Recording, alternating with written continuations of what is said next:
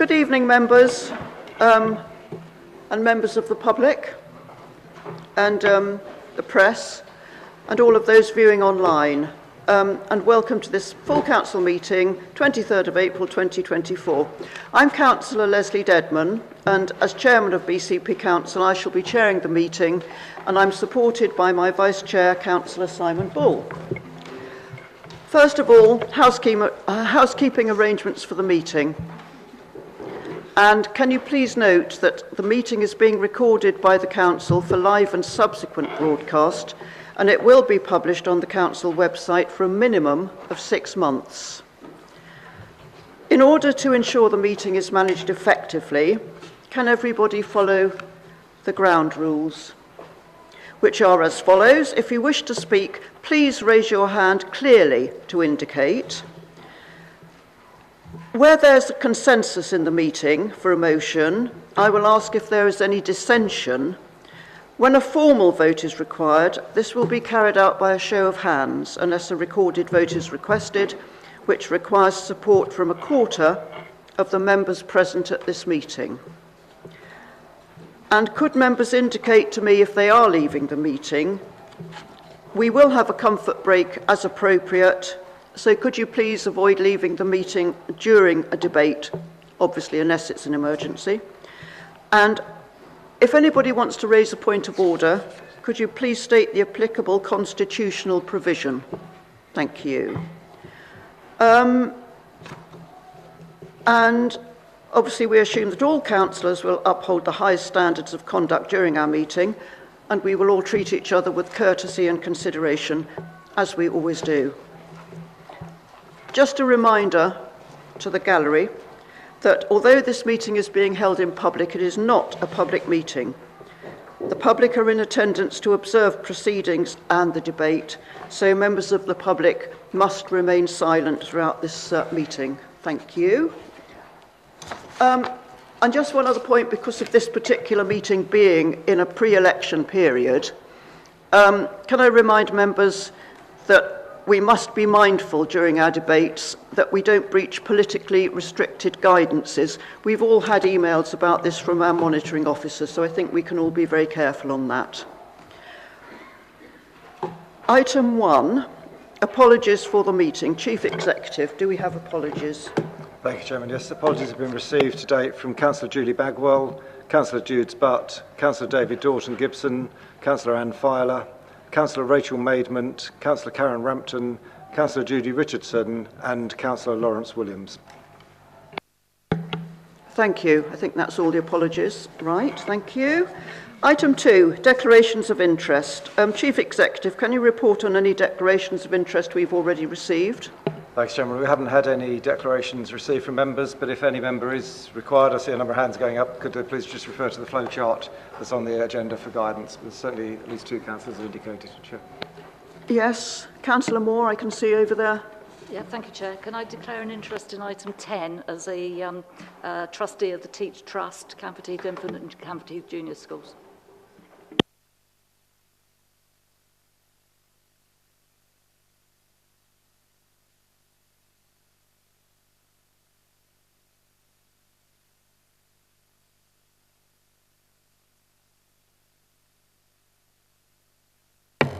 Thank you, Chair. Again, it's item number 9, land at Wessexfield. As the appointed governor of the Hospital Trust, I'll be stepping out. Thank you. Thank you very much, members. And obviously, if something comes up in the meeting, you're very welcome to put your hand up and make a declaration. Agenda item 3, confirmation of the minutes. The minutes are of the meeting that we held on the 20th of February, and we reconvened, if you remember, on the 27th of February.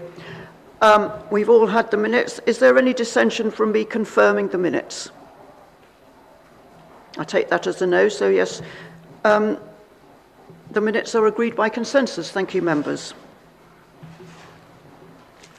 All right. Agenda item 4. Announcements and introductions from the chairman. Yes, I will just briefly go through where I have been to represent Bournemouth, Christchurch and Poole Council. from the last full council meetings. So I attended the Ukrainian Community Sisterhood Stories, which, as you can imagine, was very emotional and very beautiful. I welcomed delegates to Bournemouth, Christchurch and Poole, who were here for a conference on computing. And I then attended the Youth Parliament Awards. We have two new members of the Youth Parliament and two substitutes as well. And they were wonderful. All those young people do so well. I then went over to the High Sheriff's Awards, which, self-explanatory, the High Sheriff, he gave some awards to members of the community, including some from Poole, which was very cheering. Then BCP organised, although I don't know who organised all the massive cakes, International Women's Day event. I've never seen so much cake, and a lot of it was distributed to officers afterwards, so we all felt very virtuous. But that was very interesting because there are, at this time, quite a few women in good positions all over the council. And then I opened the annual surgical conference. My knowledge of surgical things is nothing, so that was very interesting. I attended the reopening of Christchurch's town hall, which has had to be refurbished. I then opened the Growth Hub Expo, again, another thing which came to Bournemouth from delegates from all over the country.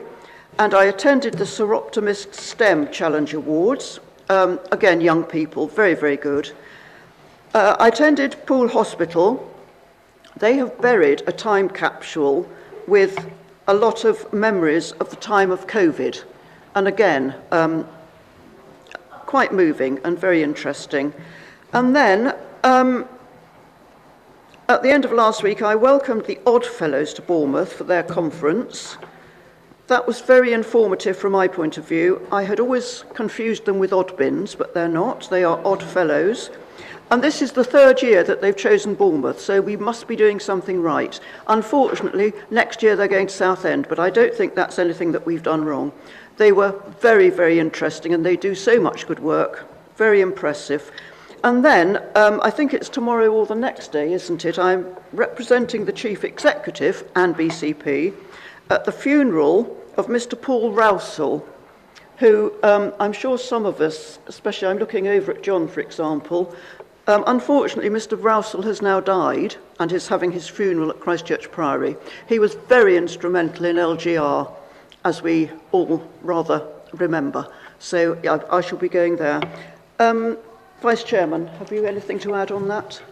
Thank you, members. So that was what BCP has been doing in the person of myself. Right, agenda item 5, public issues. Have we got anybody? I can see activity over there. So we first of all have a public question, and I think that's Philip Gatrell. But you're going to read that, Chief Executive. Thank you.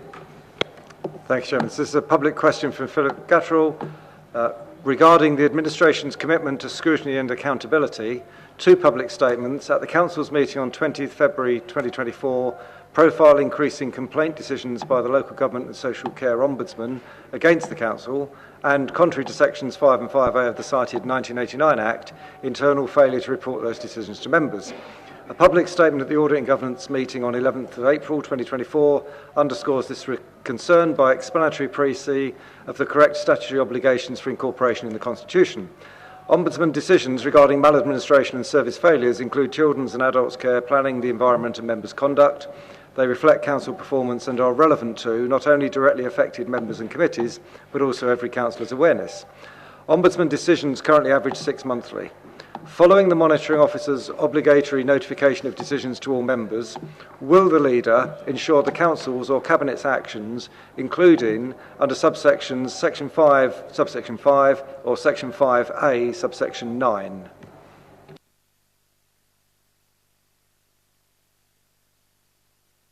Thank you, Chief Executive. Yes, I believe that's you then, Leader. Yes, Chair, it is. So I'd like to thank Mr Gattrell for his question. It's unfortunate he's not able to ask it himself. The Council's responses to LGSCO, that's Local Government and Social Care Ombudsman decisions, are appropriately addressed in a number of ways and according to the Local Government and Housing Act 1989. This includes through the Audit and Governance Committee, and I would refer Mr Gattrell in particular to the January meeting of this committee where the updated assurance review framework was debated and approved by the Council. The monitoring officer has reviewed this and is of the professional opinion that these do not trigger the statutory reporting requirements under the Local Government and Housing Act 1989. Thank you very much, Leader. The second question comes from Mr Philip Stanley Watts, who is here, I believe. I think I can see you, Mr Stanley Watts. Would you like to ask your question, and then Andy Hadley, Portfolio Leader for Climate Response, Environment and Energy, is going to respond.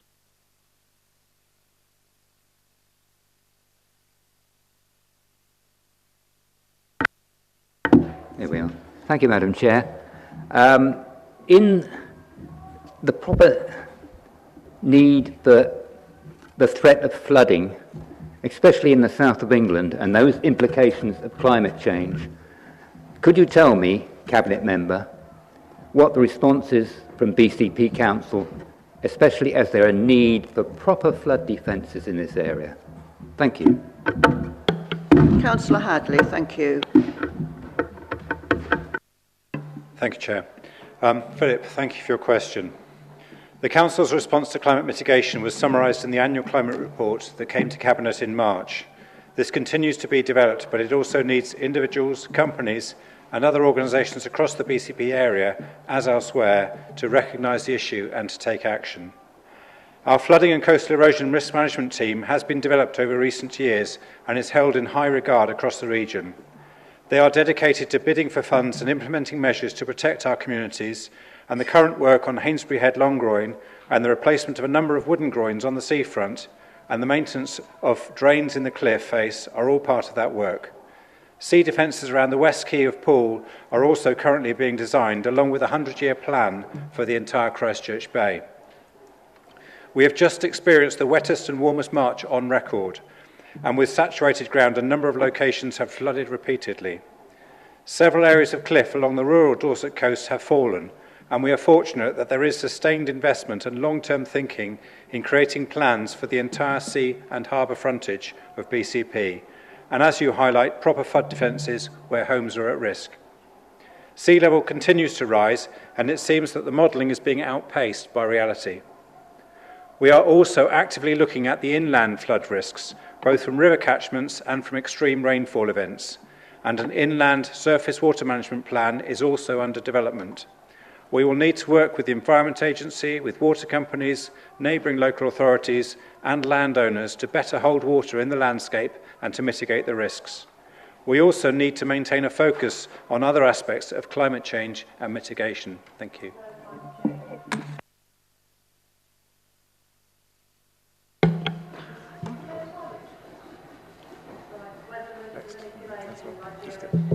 I'm sorry, who's speaking? Are you speaking through the chair, whoever it is? No, just bring Mr. Osman. Sorry? Just bring Mr. Osman. Okay. Right, thank you. Adam Osman has submitted a public question regarding 20 miles an hour. Is Mr. Osman here at all? Come through then, thank you.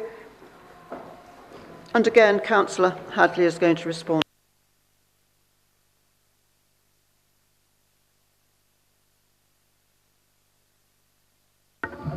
Great, thank you.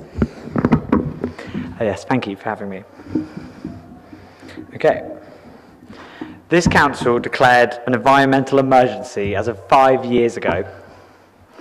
That's 5 years we should have seen transformational action in. There's no doubt anymore, we will hit 1.5 degrees of warming. That means millions of people will become refugees, and there'll be floods and food shortages here in the UK. Our children, therefore, are going to live through the greatest economic and social collapse ever in human history, which is pretty scary, really.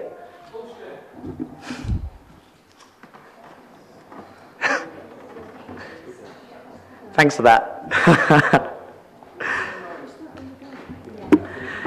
20-mile-per-hour limits. An instant, affordable measure would be a start, encouraging people to walk, cycle, and catch public transport. So, Councillor Dove. Hang on, Adam, can you... I appreciate your interest, but can you make it quieter, please? Thank you. Thank you. Carry on, Adam, do. It would be nice if we could hear what's being said. We've got speakers here with nothing coming out of them. Carry on, Adam, please. Right, I'm trying to ask a question, sorry. Thank you. Adam, just carry on. Yep, thank you.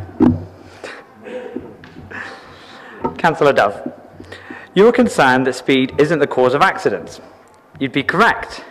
But with your expertise, you should know lower speed gives drivers time to react and reduces the severity of accidents. Of course, a slower car, less accidents, less severity. Preventing an accident. How can you not support 20-mile-per-hour limits when you know this is true? Now, a slow rollout of limits is proposed. How can we act slowly in an emergency? Is it money? Is it resources? Because it's too late to be slow? There isn't enough time? Will BCP raise the barriers of implementing 20 miles an hour and any radical environmental measures to the UK government and also to the public? Thank you so much. Thank you, Adam. If you'd like to turn the microphone off.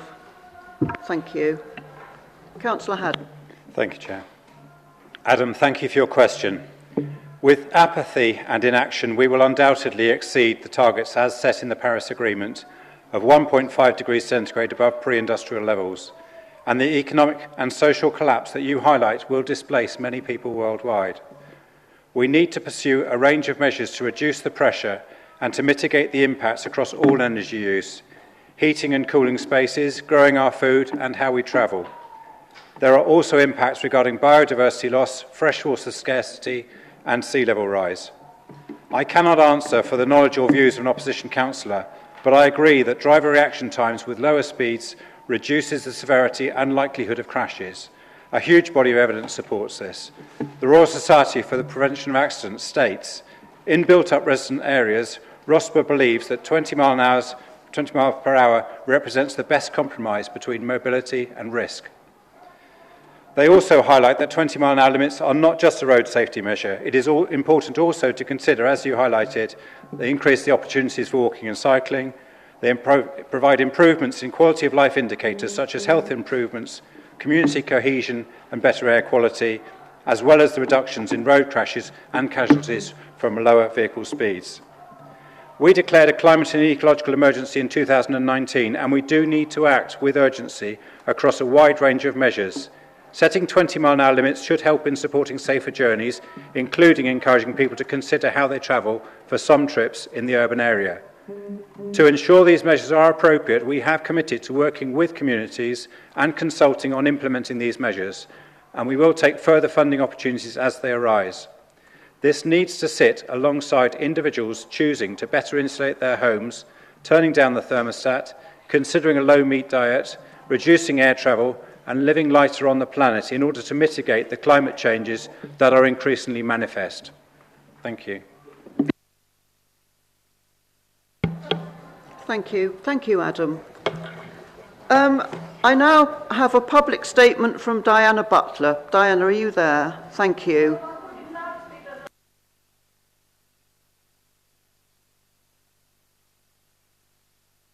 I'm going to ask the Chief Executive to tell you the situation.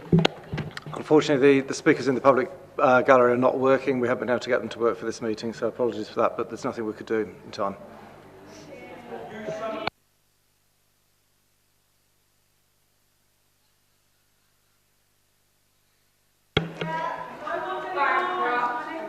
Thank you. Thank you, gallery. Diana, would you like to speak? Thank you, Chair. With the loss of half our BCP day centres, libraries could fill a vital gap in day service provision. Groups with specific needs could use facilities on library closed days. With the rise in social isolation,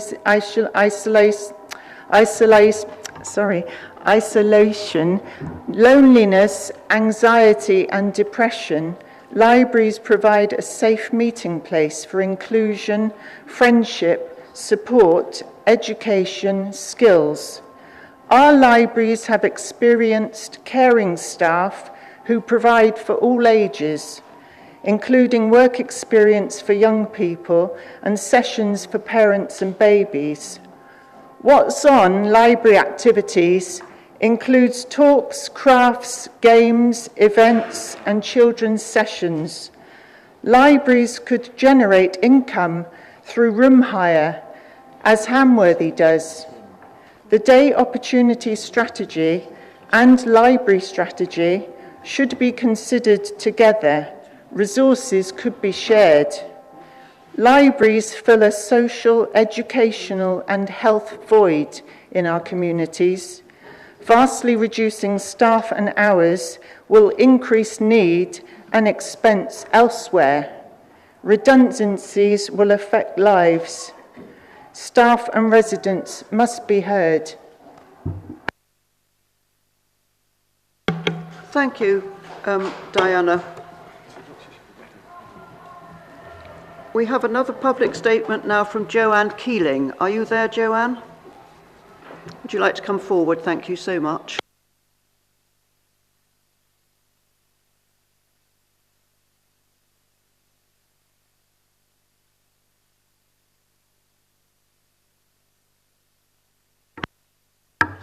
Good evening, everyone.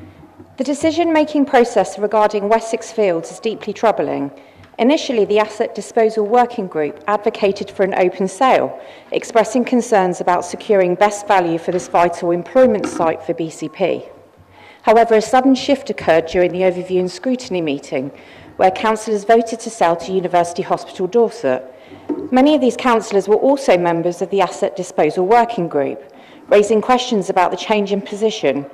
One cannot help but wonder what other influences swayed the councillors' decisions. It would seem logical for BCP to solicit bids, considering both developmental plans and financial considerations to maximise benefits for the community.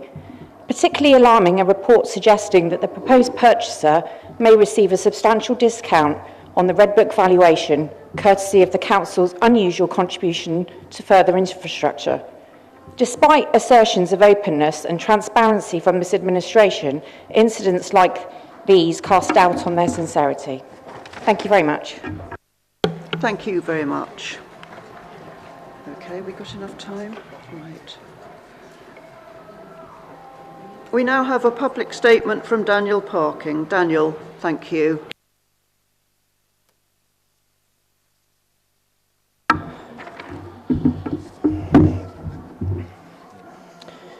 Oops, sorry. During a council meeting last year, Councillor Mike Cox stated that the council will be moving to a cashless system amongst the kiosks and car parks to save the council money. When questioned further by Councillor Joe Salmon, Councillor Cox requested that any wider equalities impact would always be considered. Councillor Salmon asked for the hard data on this, and as far as I'm aware, has not been made available. Following my own Freedom of Information request and a complaint to the ICO, the officer who responded could find no information of any meeting regarding this. I raised an appeal for a senior officer to review. Again, there was no trace. Perhaps the council or Councillor Cox, publish this data and any minutes taken to confirm any risks that would be a concern and the RAG rating, along with the potential cost savings, unless the consultation has already been made with Alex McKinstry.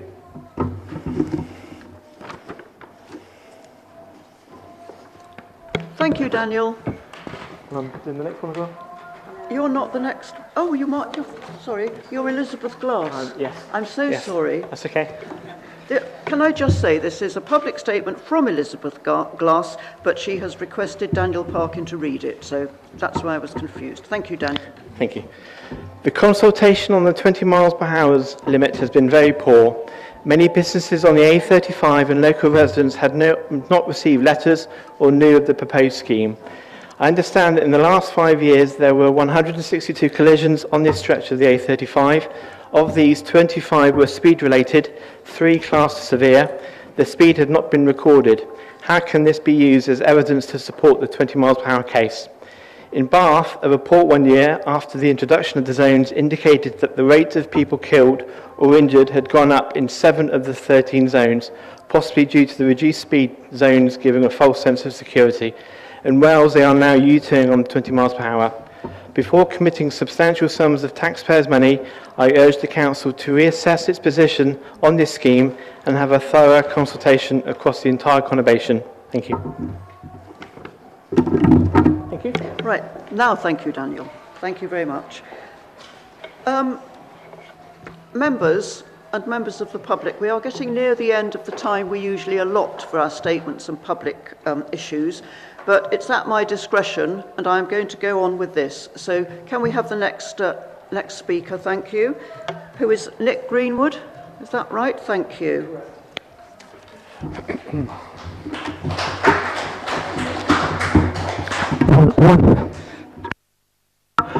Can you hear me? Sorry. The United Nations flag flies over this town hall, symbolising the direction of travel within. Through freedom of information requests, we discover the UN 2030 agenda has been followed by the BCP since 2019, producing the BCP Council corporate strategy. Please note the word corporate. The strategy is full of specious, untested, impractical utopian ideas that have no regard for cost-benefit analysis, ideologically driven and goals dependent on renewable energy without any empirical data. The strategy claims a climate emergency, being a Trojan horse aligning itself to an authoritarian New World Order, seemingly desired by too many BCP councillors, 15-minute cities, open prisons initially requiring us to seek council permission to leave by car after 100 times per year, blanket 20-mile-an-hour polluting speed restrictions. Net zero is a term best suited to our bank account once the politicians have spent their way into this dystopian nightmare. Thank you, Mr. Greenwood. Mr. Patrick King, come forward, thank you.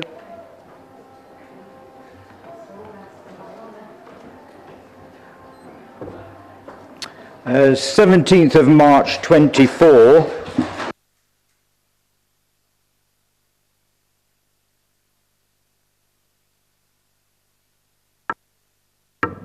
Oh, sorry. Secretary of State for Transport. Councils receive strengthened guidance on 20 limits, reminding them to reserve for sensible and appropriate areas only, such as outside schools, with safety and local support at the heart of the decision.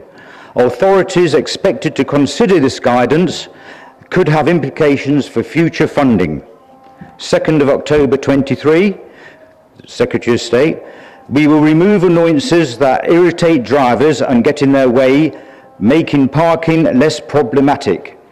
This council report shows preference for all areas implementation of 20 limits and concerns of insufficient parking availability. Why is Creekmore Park and Ride not functioning? Why propose closing Beach Road car park? These contravene the latest guidance, rendering the report redundant, necessitating adjournment and procedural review. The 20th of April 24, Saturday, just gone. Welsh Minister, poorly, inconsistently implemented, with many roads unreasonably changed to 20 limits. Communities to own speed limit decisions rather than imposed upon them. Thank you, Mr. King. Thank you. We have a public statement from Siobhan Harrington, Chief Executive Officer. Come forward, please, Ms. Harrington. This is from the University Hospitals, Dorset. Good evening. This is a win-win decision. The land has unique value to the NHS and partners. A health-led campus leads to high-quality jobs like research and education. We need more homes, especially for the NHS key workers who will walk to work. UHD is an environmental custodian who can make this a net zero site. This proposal is popular, common sense use of the land. It's supported by neighbouring landowners. We're local with a long-term view. We have every interest in making this work. Expert opinion has set the price following the due process, so a fair deal for taxpayers. We've developed a joint vision for the site over many years. BCP are no longer leading on developing the site, and UHD is best placed to progress this. UHD's track record includes a 24 million pathology hub, £13 million for electrical upgrade, net zero buildings. We are keen to further deliver with partners the vision for this site. Thank you. Thank you very much. Members, I should have said that this is in regard to Wessex Fields. Thank you. Public statement from Mr. Rob Whiteman on a similar topic, I believe. Rob, thank you.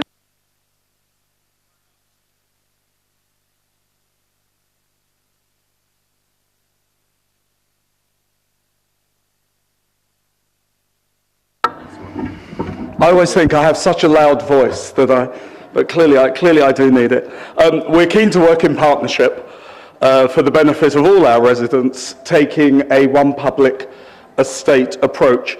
We've prepared a briefing for our stakeholders with regards to our intentions for Wessex Fields, and as a public body we have put this in the public domain, and I hope that all councillors have had the opportunity to see this. We've been very keen to meet and discuss this with councillors and with all partners, and we're very pleased to have this first opportunity to address councillors for council this evening to explain why we're so keen on this development for the area. We have made a video which I hope again has been copied to all councillors. Thank you very much, Chair. Thank you very much, Mr. Whiteman. Diana Butler, public statement regarding road safety. Would you like to come forward, Diana, and make your statement? Thank you. Local road safety is the shared responsibility of council, police, contractors and the public. We need more education and safety awareness of road and pavement users, where and how to cross the road safely, vehicle stopping distances, driver blind spots, being visible to drivers, cyclists using cycle lanes or cycle paths where provided, and using a bell on shared pathways, drivers watching for hazards and adhering to speed restrictions. Mass 20-mile-per-hour roads will affect duration of journeys, 999 response times, reduced attention to the road ahead whilst checking your speedometer, and reduce fuel efficiency by using lower gears. The majority of drivers are law-abiding. It is the reckless drivers who create the most danger, and they have no respect for speed restrictions. Dorset Police will not be able to supply additional resource to monitor and enforce proposed 20-mile-per-hour limits, but could surely catch reckless drivers and illegal scooting.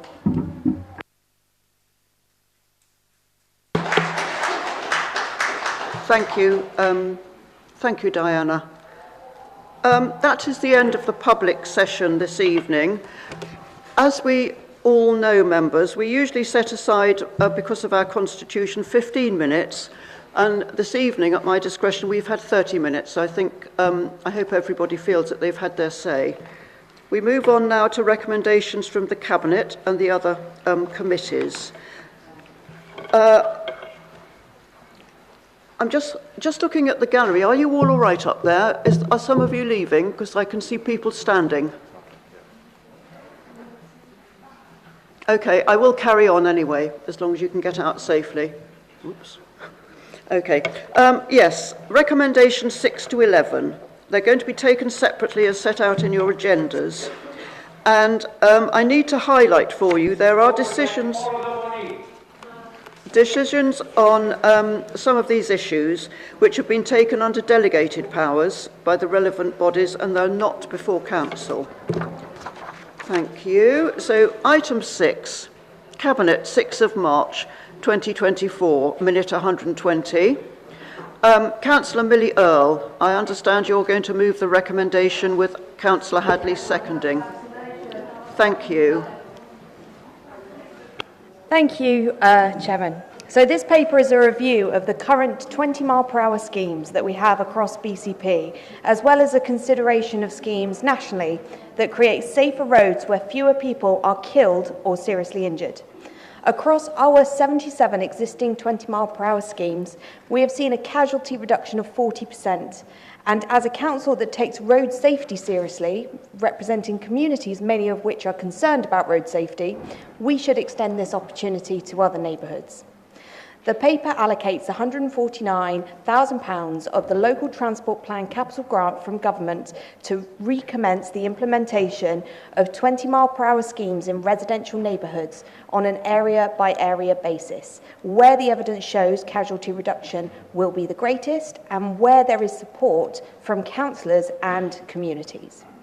This is part of a mix of road safety measures this council is taking. The local transport plan also includes allocations to new pedestrian crossings, money to tackle cluster sites where crashes take place too frequently, and £500,000 on providing safer routes to school. This paper does not describe a blanket approach, as there are many roads where it would not be appropriate based on need and capacity. Instead, this is to extend the benefits of 20 miles per hour to other residential areas. In my ward of Newtown and Heavlands, we're almost exclusively 20 miles per hour, and it's created a much safer environment for all to enjoy. It's unfair to deny others in similarly urban residential areas of that confidence when sending their kids to school on foot or on bike, or taking a stroll to the local park with their dog. Thank you. Thank you, Councillor The average age of a child murdered with British bombs in Gaza is 5.5 years old. Thank you. 15,000 children if you carry on, you have to clear the gallery. Thank you. Get somebody to clear the gallery, Richard. Come on. British bombs.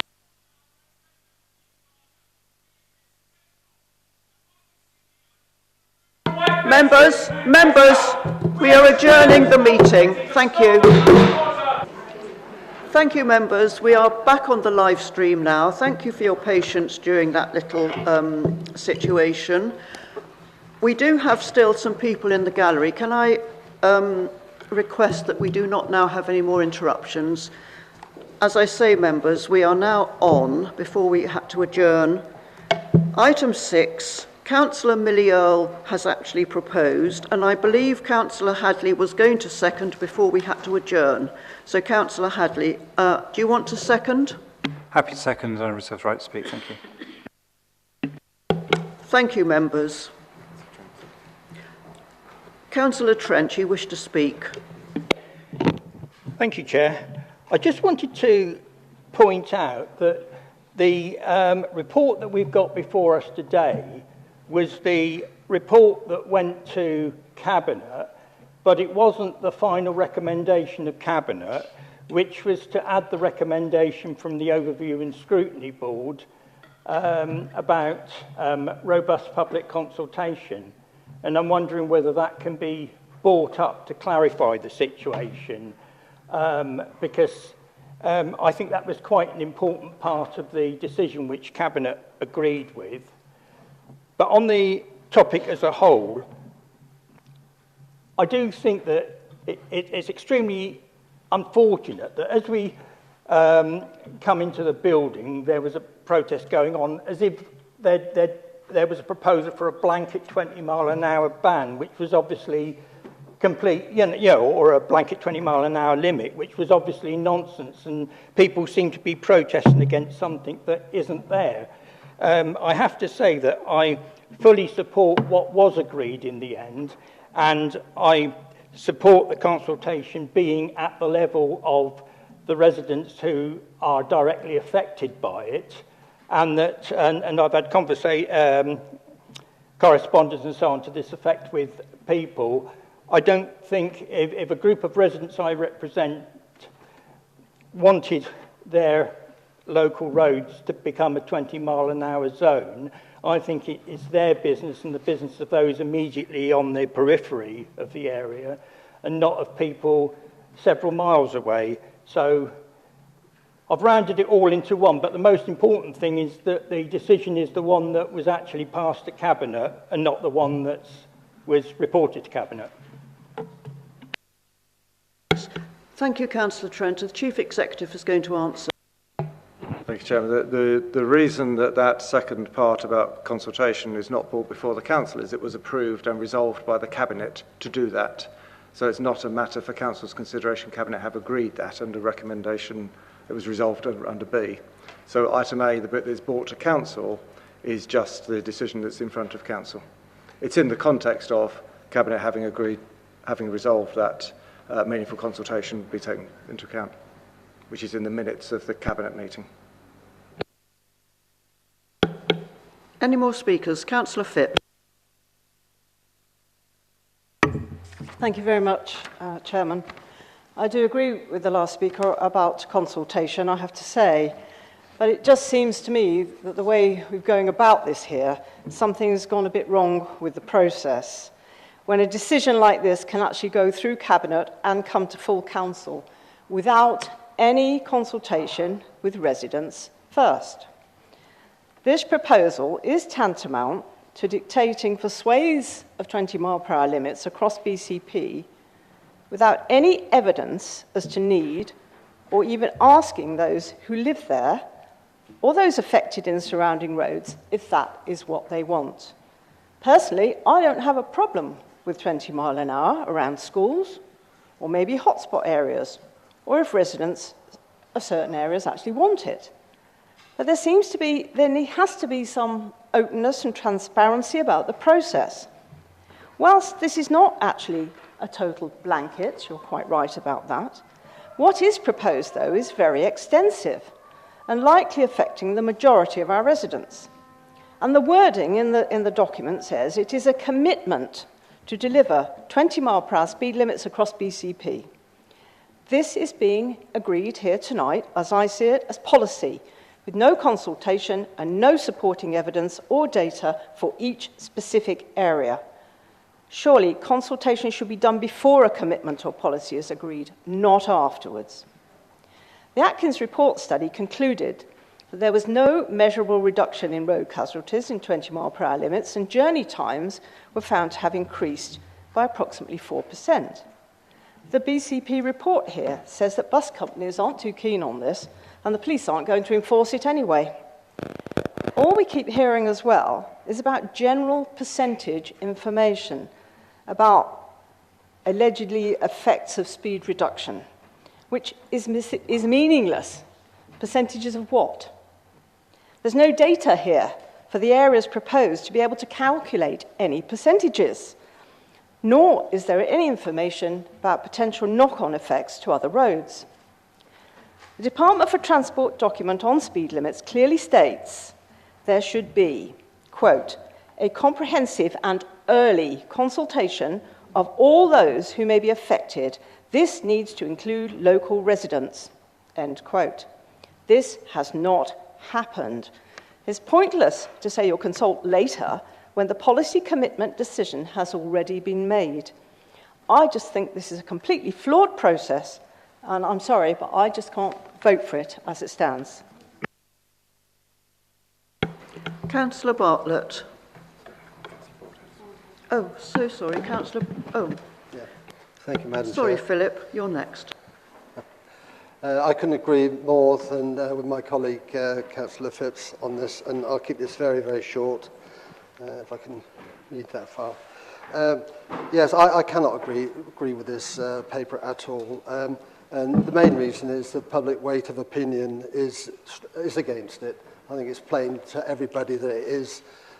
We've seen the turnaround in Wales against this now. And from the feedback that I'm getting in my ward, I've not had a single person offer any support. It's all been, we don't want it. So on that basis, I can't support that alone. In addition to that, the paper is very weak.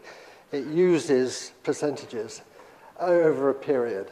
You know, and I have to say that 11% of zero, if you've got no instances in an area, 11% of zero is zero, I'm afraid. 40% of zero is zero. I'm sorry, you're shaking your head over there, Councillor Chamberlain, but this is a fact. There are no hard statistics in this paper substantiates this policy. On top of that, interventions on safety are already available to us. Where we need 20-mile-an-hour zones, we've got them around schools. Who's going to argue against that? It's obvious, isn't it? We've got 20-mile-an-hour limits, and we've got 20-mile-an-hour zones where they are needed. Every time I've tried to get an intervention on a safety basis within my ward, I'm always told that data does not support it. There is insufficient data to support an intervention. And now it appears we're going to have interventions without any data at all. Complete opposite. There's no logic to it whatsoever. Just on the next point, I don't believe this council has a mandate to do this. You know, the three towns alliance all cobbled together. Nobody's voted this. This wasn't on anybody's electoral manifesto that I can recall. It suddenly came up because somebody wants to do it. It's a good idea for the three towns alliance. Sorry, can't support that. So my last point, I'd say, if it's not broken, why try to fix it? If it's not broken, why try to fix it? You can fix it in the bits that need it, and that already happens. Why waste the money? Listen to the residents. It's their money you're wasting. Stop it. Listen to them. Thank you, Madam Chair. Thank you, Steve. Could put your mic out.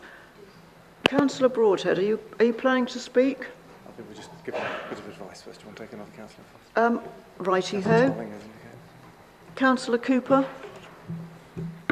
Councillor who? And Kate. I'm very confused about this issue because I kind of do believe, we should all ride bicycles and leave our cars at home and keep our children, young people and families safe. What really unnerves me about this, but first of all I must say I feel quite upset about what we've witnessed here today, some of the things that have been said. I have connections with people in Palestine that I've not heard of, and it just brings up stuff. It took me all my time not to walk out, actually, and join them. I just thought I would say that. It's the fragmentation of the marketplace and the kind of the thinking of, it's just all over the place in terms of making our towns safer and greener and moving to a zero footprint. The coordination between different departments is almost like a game of crazy golf. Different departments seem to be working in isolation. I was in Wales when they brought in, I was working on an arts project for a week and a half in Wales when they brought in the 20-mile-an-hour speed limit. In the cities, it was wonderful. It really changed the relationship between pedestrian, cyclist, and car. It was almost like a ballet when you were trying to cross the road. It was lovely. People were enjoying it. But on the arteries, it was a nightmare. You go from 60 to 40 to 50 to 20 to 10 because people weren't communicating with each other. And I think we need to do that before we begin to sweep out. Importantly, the thing about the residents is really important. Certainly in Hamworthy, they feel they've not been spoken to about stuff. They all want their children to be safe. Residents that communicate with me want their families to be safe. They want clean air. But then they say to me, well, why did the council take away the signs at Poole Lifting Bridge saying, stop idling your cars? So there's all this kind of issues about enforcement. Who is going to enforce it? When I was driving here tonight, somebody in a BMW in the 20 hours, it was probably going 60 or 70. We've got that. We've got the atomization of self under advanced capitalism, where people don't really have time to think about anything but themselves, and how are they going to get to somewhere, whether it's to get the next job, whether it's to get their kids to school, whether it's to work a bit more overtime to pay off the bills. So we need to really think clearly about this, and people need to work together. The police, the communities, more importantly, the communities need to go with you on this, or with us. Because if they don't, it's political suicide, whatever party you're on. You know, it will have massive repercussions if we don't think clearly and collectively about how we roll this out. So, thank you. Thank you, Councillor. Councillor Broadhead, are you ready to speak now? Thank you. I think I am, Madam Chairman. Thank you very much indeed. Colleagues, I'm actually really pleased that the accompanying report that comes with this paper doesn't talk about not doing anything about speed limits whatsoever. It does, however, present a choice. I don't think anybody should be arguing that appropriate and evidence-based application of 20-mile-per-hour speed limits isn't the right thing to do to improve safety in the area. But there is a choice in front of us, and it is a choice with limited funds that we have attached. And the choice is option B as presented in this paper, which is to do the neighbourhood approach that we've talked about here, rolling a default 24 per hour at speed limit along the area with exceptions. There is option C, which is to do a more targeted, to do a more interventionist approach. Or there is option A, and option A, as Councillor Phipps pointed out earlier on, is not do nothing. It is actually to follow an evidence-based approach, looking at areas around schools, or actually where the evidence said that we need to spend this money and appropriate the 20-mile-per-hour speed limits in that area. And that's why, colleagues, I would like to propose an amendment which, in essence, reverts to option A and looks at a more evidence-based approach for the application of these speed limits across the area.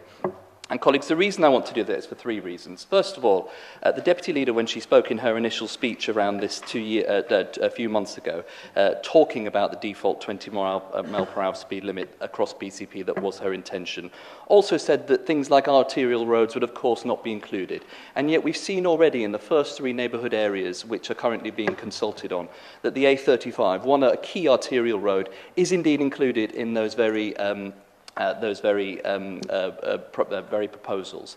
And what's more, Councillor Phipps talked about consultation. There is a consultation process undergoing on that, but only for people living within 50 people being advised if they're living within 50 metres of those proposals. So I really don't think actually the intention that we've heard is what we're seeing, because arterial roads are also being included.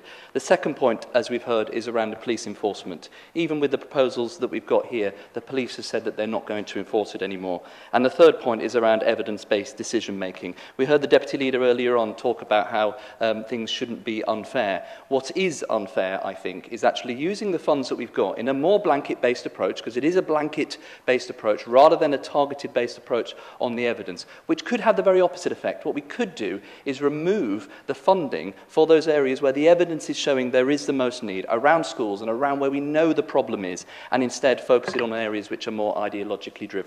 Colleagues, I don't think anybody should deny that appropriate restrictions to speed limits can really help to improve safety. And 20 mile per hour can play a part, but it should be in the right location, with the right engagement, and led by the evidence. So the proposal I would like to move would be, and I'm just sending this around, to delete the words "on a neighbourhood basis with a focus on residential areas." I'm advised that would essentially revert to option A in the accompanying paper. So instead of moving towards an option B approach, I'd like to propose option A instead. Thank you. Thank you, Councillor Broadhead. Do you have a seconder for your amendment? Yeah, could I second that and reserve my right to speak? Thank you. Members, you have an amendment to this before you, which I hope you've all either looked at or are looking at. Councillor Hadley, you wish to speak on the amendment. Thank you, Chair. Yes, Councillor Broadhead has just highlighted that this is about a small amount of money within the local transport plan, and it's continuing or resuming a programme that was already in existence of implementing 20-mile-an-hour zones or limits where appropriate, and through consultation. And as he's just highlighted, there is consultation currently going on as part of the Bournemouth Towns Fund in Boscombe, which includes a 20-mile-an-hour limit. So there is an evidence-based approach, and this is around looking at priority areas. Appendix A in the report shows the map of the existing zones, and if you look at the pool area, There are very large areas of Poole, where, including my ward, Poole Town, where 20 mile an hour is the norm, because it is a highly urban area, and it's about and it's something that that community has accepted and worked with. In Bournemouth, that's not the case. It's nearly all just around the schools, apart from in Wick and in Throop, two areas that are quite affluent. Actually, it's interesting that they have the 20 mile an hour zones. And in Christchurch, there's not a lot, apart from in Burton, which is mostly 20 mile an hour zones. So there is a real patchwork around the area and of existing 20 mile an hour limits or zones, and this is about a small amount of money allowing the teams to look at the evidence, to look at the priority zones and the places where we can consult with the local population in terms of whether they want this. This is not about imposing it on anyone, and I don't think that do nothing, as in the option that is being proposed by the Leader of the Opposition, allows us to do that, because there will be no money within the local transport plan to implement 20 mile an hour zones. Thank you.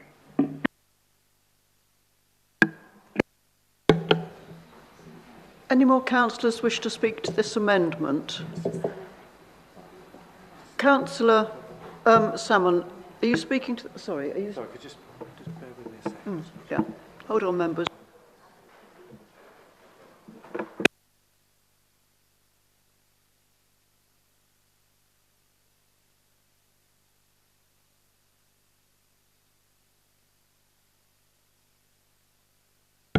Then it becomes part of the substantive if she doesn't. Councillor Earl, as the proposer of the substantive motion, we're asking if you would accept the amendment, which changes it back to, I think, A, isn't it? No. Thank you. That's fair enough. Right. Thank you, Chief Exec and Monitoring Officer. Good try. Councillor Salmon, you are speaking to the amendment, remember, not the original. Which one? Which salmon? Well, it was you I was looking at, Joe. So I just want to say thank you to Pete for his comments, because... Hang on, Councillor Salmon, wait a minute. Yes, Councillor. Councillor Farquhar. Your mic's not on.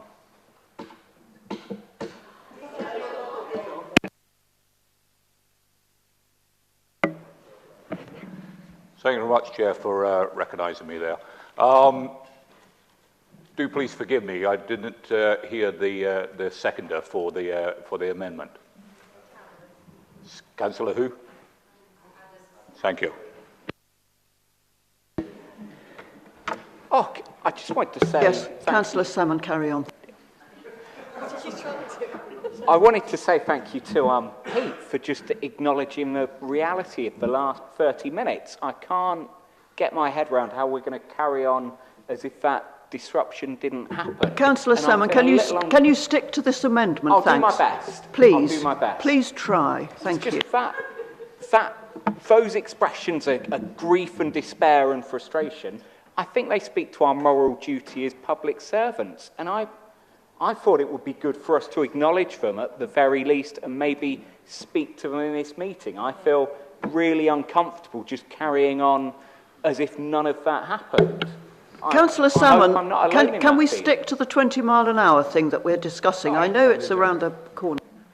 I mean, I would like to propose, or whatever we do technically, that we spend a few minutes talking about what's just gone on in the public gallery and the issues they've raised. Sorry, Councillor Salmon, can you sit down, because we're supposed to be discussing Councillor Broadhead's amendment to the substantive motion which was proposed by the Deputy Leader. I'm getting mixed up now myself. Who was the... Councillor... Who? I don't think it was. Councillor Aikenhead, I'm told you want to speak. Oh, so sorry. Thank you. I couldn't... Thank you. Yes, so I do have reservations about the proposal, and Peter spoke to those very well, so I wasn't going to speak on that. However, I don't think this amendment addresses any of those concerns. And in fact, the thing I think is most wrong about this amendment is that it actually it actually emphasises that we're only going to look at evidence and not take any notice of what residents think. And so, and actually, I'm a little bit surprised that we're actually taking the amendment, because I think it is actually a negative of the proposal, but I will defer to you on that. But if we are taking it, then I would urge people to vote against this amendment, because it's, I believe that if people in a street want 20 mile an hour, they should be able to get it. But I don't believe that we should be imposing it on people. So I'm not really in favour of the original proposal, but I definitely don't like the amendment.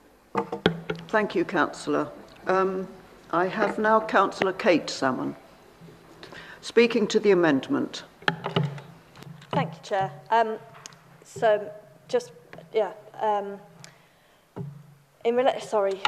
Like Councillor Cooper and Councillor Joe Salmon, I'm finding it a little hard to concentrate on the matters in front of us, given what we heard from our residents who we should listen to earlier this evening.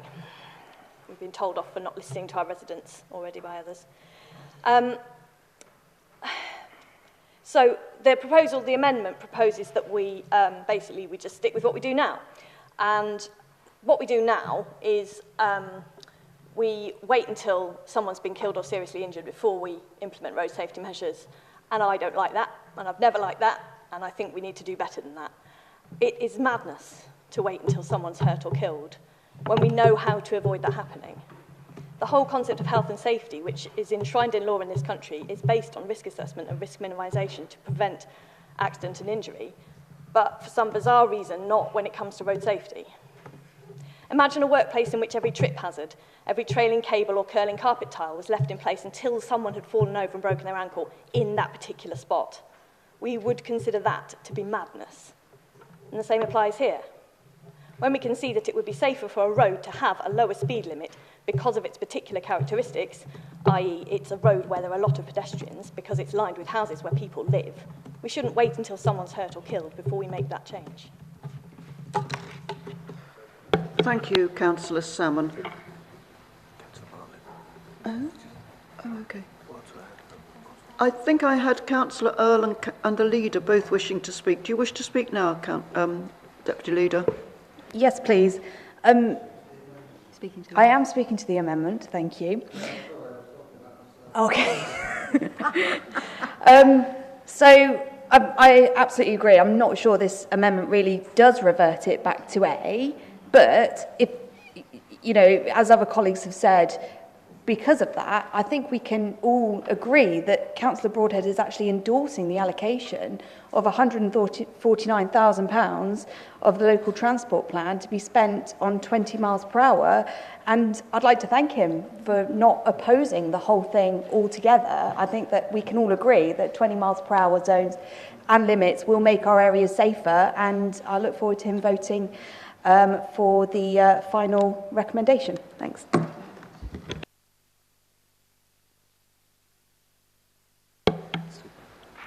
Leader, you wish to speak. Thank you, Chair. I just want to draw people's attention. So I just want to make a comment related to what Councillor Salmon said, and that is that it is tragic what happened to one of our residents a couple of weeks ago. However, it would have been perfectly possible for the people who visited today to actually put a question into Council so that we would have been able to put it onto the agenda. And I would definitely recommend that anyone watching this, if they have something they wish to say to the Council, that's how you go about doing it. And we would have been able to put it onto our agenda and have a really meaningful discussion about it. But in relation to the amendment to which I am speaking, I just want to refer colleagues to Appendix B. If we remove the neighbourhood basis with a focus on residential roads, what we're effectively doing is creating a free-for-all where we end up with a road here and a road there and a road here and a road there. And many of us have more frequent requests for somebody's road to be speed reduced. Certainly, both councillors Salmon and myself have been engaged in a conversation with a resident at the moment where we've all said it's one of our most common things to be asked for. And in fact, in my own road, I am constantly asked, why is our road not a 20 mile an hour? And I would very much love it to be. But doing one road at a time is expensive and it doesn't work, because there is no point making one road 20 if the next road is a 30 and the next road is a 30. The whole idea is doing it in the clusters that are shown on Appendix B in the purple zones allows people to get from their home to their local shop, from the park to the school, from one place to another within a small residential zone, and with the full backing of the people who are within that zone. So for me, it's a far more useful way of spending the very limited funds that we're allocating. It allows us to actually communicate properly with the residents who are most affected. It doesn't stop people who live outside the zone from making comment or passing their own view on it, but it does allow people to be heard in a confined area where it affects them, rather than a scattergun approach which doesn't have any meaning and doesn't have the effect that we want. We're always hearing about cycle lanes that don't go anywhere because they don't work until they take you from A to B. The purpose of the neighbourhood zoning is to do exactly that. And I think as long as there's proper consultation, this is the way forward, and therefore I wouldn't support Councillor Broadhead's amendment. Thank you. Councillor Bartlett. Thank you, Madam Chair. Just this A says do nothing. It's a bit of a misnomer, because do nothing isn't do nothing, because if you read the paragraph, it actually says what will be done. And part of that is not waiting for people to be injured. It's using evidence, and evidence can be anything. Evidence can be a letter from a resident, a request from a resident. It can be an analysis. All of those things can lead to an intervention, and that is the current process. It happens all the time. We know we have new zebra crossings going in because residents apply for them because they've got a concern about a particular area. And it happens. And there are some waiting to go in, I think, in the local area in Moordown or Charminster Road, I believe, as a result of some of the work that our councillors in that area did. So A is not do nothing, it's doing what we already do. So I think that people are reading into that incorrectly. Thank you. Thank you, Councillor Bartlett. Any more speakers on the amendment? I'm so sorry, George. I knew you were there. Thank you. Councillor Farquhar, you wish to speak. Saying greatly, Chair. Quite an interesting debate. I'm always quite keen to hear sort of views from across the chamber. I myself am broadly supportive, as most people in this chamber are, of making sure that 20 mile an hour speed limit is in appropriate places, such as outside schools. I do take the leader's point that for the expense of it, that piecemeal by this road, rather than a neighbourhood. I'm not proposing an amendment, but perhaps just a suggestion for how the money could be best spent, because there's not a great deal of money for an implementation. I don't see us spending 149,000 and overnight 20 mile an hour zones picking up neighbourhood by neighbourhood. But that phrase, that with the support of the neighbours. So I would suggest that perhaps rather than a consultation, a quick study is done to what is the cost of a referendum. In the same way that we have for a local neighbourhood plan, we produce the documentation, which could be replicated then for the next neighbourhood, and we go to referendum. And every resident in that neighbourhood gets the opportunity, rather than they may not be digitally able on the consultation, they may not be aware of it, as some shopkeepers apparently haven't been informed, and that way we would be totally transparent because it's a referendum, and that neighbourhood, as with a neighbourhood plan, gets the opportunity to say, yes, we want it, no, we don't, based upon the empirical evidence which is presented as part of setting up for the referendum. So it's just a suggestion that we consider that, rather than a consultation, to actually go that step further to make sure that we bring the public with us. And the public will certainly vote to say, no, we don't want it. And that would settle once and for all the discussions which we have for I'm pro 20 mile an hour or I'm against 20 mile an hour. Second Chair. Thank you, Councillor Farquhar. I haven't heard much talk of referendums since Christchurch had one some time ago. Councillor Hanna, I believe you're next. Thank you, Chair. There has been a lot of talk about consultation, and most of those mentioning consultation seem to feel that it is a good thing. And that is with the one exception that in proposing do nothing, that proposal is actually taking consultation out of the system. The accusation has been made that we've tried to introduce a policy without consultation, that we're trying to impose a blanket 20-mile-an-hour zone without consultation. My reading of page 59 is that there are clear areas through routes which are not designated for consideration as 20-mile-an-hour zones, that we are looking at area-by-area proposals, and that we are looking at residential areas, and the residents of those residential areas have got the right to be consulted. So it does seem to me that option B is the right way forward, and that we should reject the idea that we, in effect, carry on as before without consulting residents. I cannot support the amendment. Thank you. Councillor Phipps, you wanted to speak. Yes, to the amendment, thank you very much. First of all, I heard what one of the Cabinet members said, and they just seem to, in a way, for me, trivialise that, oh, this is just a small amount of money now. But it does have ongoing consequences. This paper is clearly a commitment to the areas on the map. That's why the map is there, and that's what it says. And I think the leader's just mentioned that anyway, has spoken on that. I'd like to mention this do nothing, which is one of the options. It's not do nothing at all.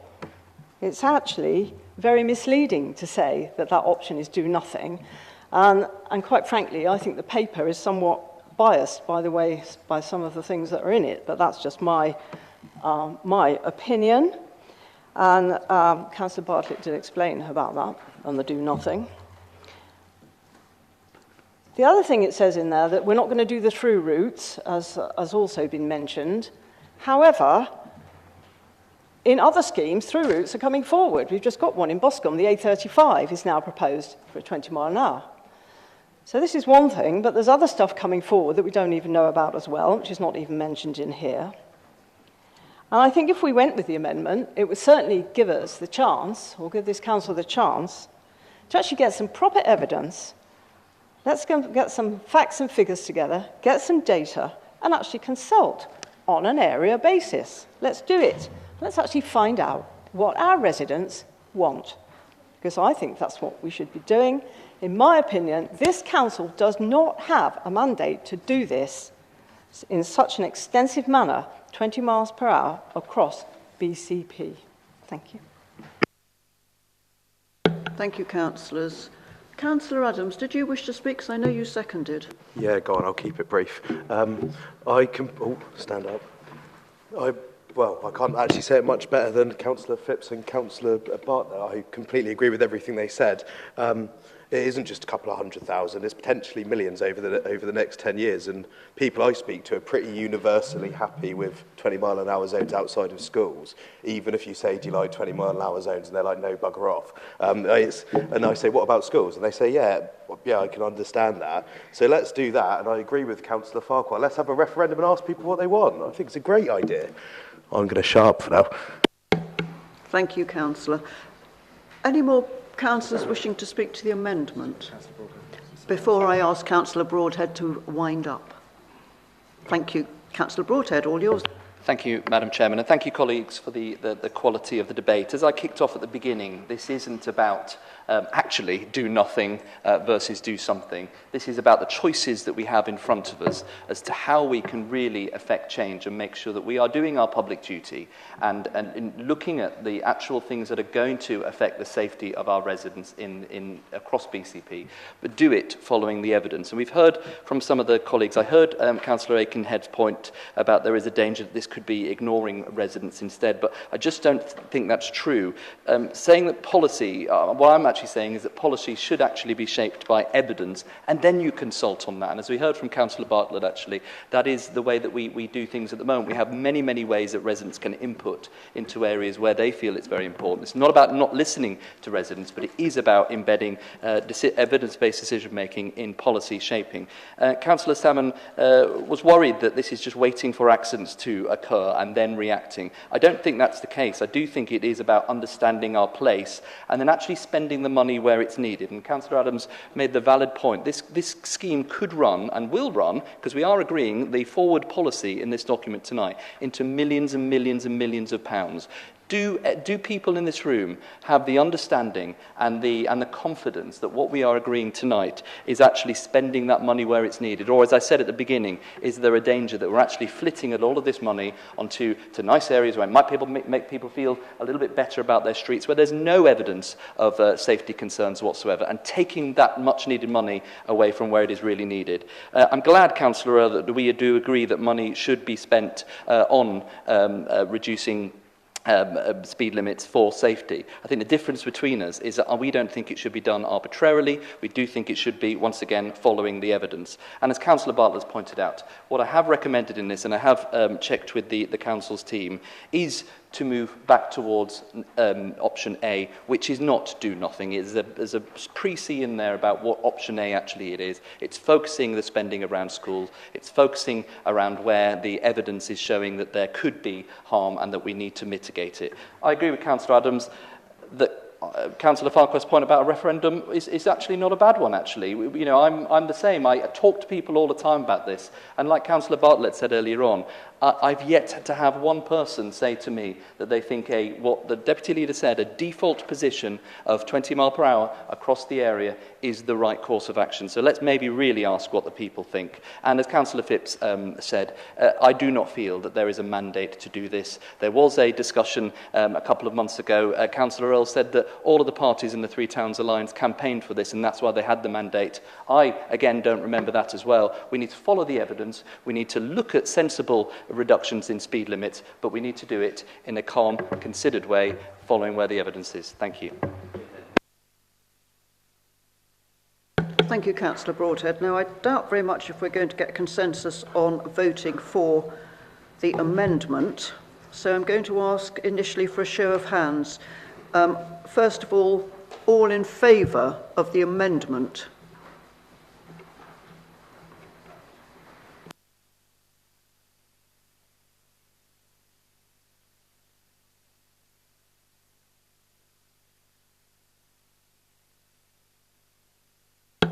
All against?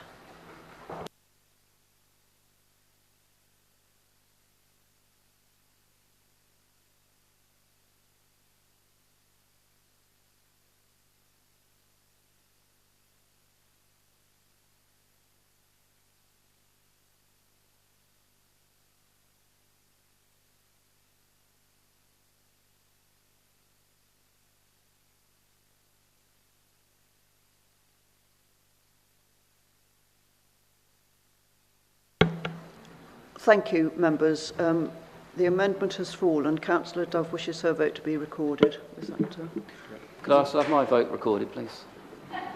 Well, members, do remember that we can ask for our votes to be recorded initially, but that's fine, thank you.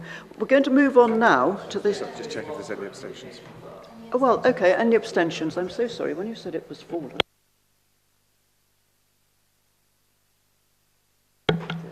4 abstentions, was that? 4 abstentions. Thank you, members. Now, we now go back to the substantive motion, which is on your papers. Councillor Canavan, you're speaking now to the substantive. Thank you. Thank you. Thank you, Madam Chairman. I just wanted to bring us back, if I may, to the points that Councillor Phipps made initially. I did get worried about this debate because there do appear to be people who keep on repeating that this is some kind of blanket approach when it's not, and it's a piecemeal approach. We're clear about that. People repeating that it's some kind of anti-car campaign, which it's not. And people also apparently saying that my group support it, which we don't. I think there is a clear road safety case for 20 miles an hour limit. But the point that Councillor Phipps made initially is key. This process is really flawed. To approach it in this way is just clumsy, in my view. And that's the reason why I think I'm just going to be forced to abstain. We all want to reduce casualties on our roads. We all want roads to be safer. But this is not, in our view, not the way to go about it. It is, as Councillor Hadley said a moment ago, a relatively small amount of money. So what it's ruling out, therefore, is any kind of physical structures that reduce speeds of traffic, like speed bumps and things of that kind. So it's ruling out that. And we've heard already in the debate that there's no way of being able to enforce that. So what you're relying on, in my view, is the goodwill of the people of Bournemouth, Christchurch and Poole. And if you don't involve them, if you don't consult them properly, you're not going to get that goodwill. I think it's unfortunate. I understand the explanation from the Chief Executive about why that kind of additional point that came through overview and scrutiny wasn't picked up. But Councillor Trent started us at the beginning on that. Now, I understand that, but I think it's unfortunate because I think it takes the focus away from what we should be really discussing. How do we ensure that residents do get a full and proper say in this process? And I'm just not convinced that this paper that is before us allows us to be able to do that. So I think we need to just reflect and take a longer view about how we get to what it is we're trying to achieve. And I really am concerned about how you're going to set the priorities that have been mentioned. So if you start with the consultation that's currently out that affects my ward in Boscombe, but what's next? How do you determine what's next? Where's the consultation going to come? We've heard in the initial representations from the public about the concern about the degree to which we are consulting people in any case. So we need to get it right. I don't think this paper helps us do that, Chair. So thank you very much. Thank you. Councillor Tarling, were you next? Thank you, Madam Chair. I've got the luxury. I live in a 20-mile-an-hour limit. My neighbour doesn't, by virtue of the school. The sign is literally just outside my front door. So I've had a look at the map. It took me, I actually drove here. I have to apologise. I do have a bike, but I chose to drive here tonight.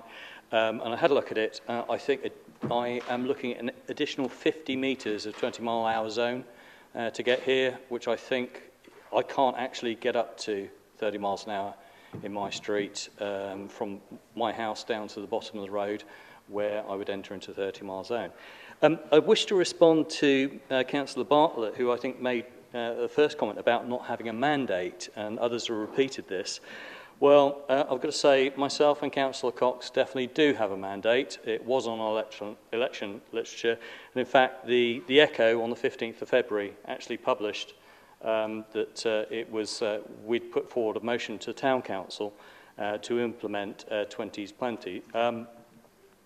Obviously, a few months after the 15th of February, my personal vote from when I lost in the first election by one vote, I actually went on in the recent election to double my vote. So I'll take that. Thank you very much. Maybe not one policy increased our vote or doubled our vote, but yes, I do have a mandate for this. Thank you. Thank you, Councillor Tarling. Councillor Chapman-Law. Hi, yeah, I'm doing this off the top of my head, so who knows where this is going to go. If I hear default one more time, I think I might explode. Yeah, that's the last time.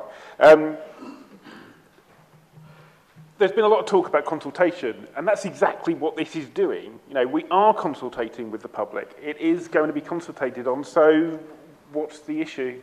You know, it is what it is.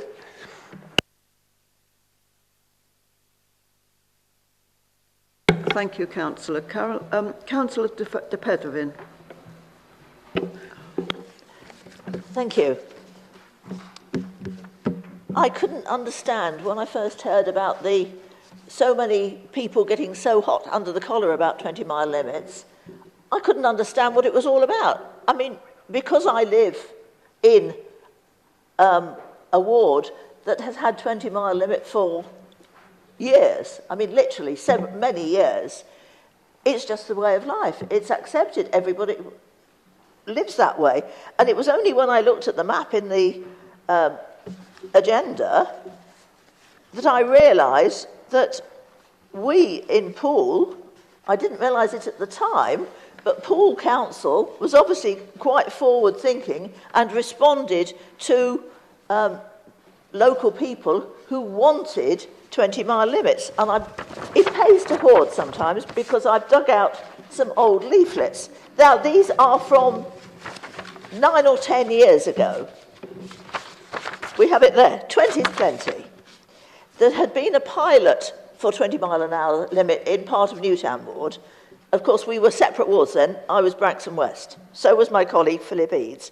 And we were campaigning on behalf of residents, because that's what they told us they wanted, to get 20-mile limit put in. And we were being put into the next phase after the pilot in Newtown. And a couple of editions later, Area Committee, remember those? In January, so that must have been January 2015, I think, gave the final go-ahead for 20-mile limits on all the residential roads in Branxton West. So for all that time, the whole of Branxton West, and now Newtown as well, in the Newtown and Heatherlands ward, is 20 miles an hour. There has been nobody has ever contacted me to say they don't like it.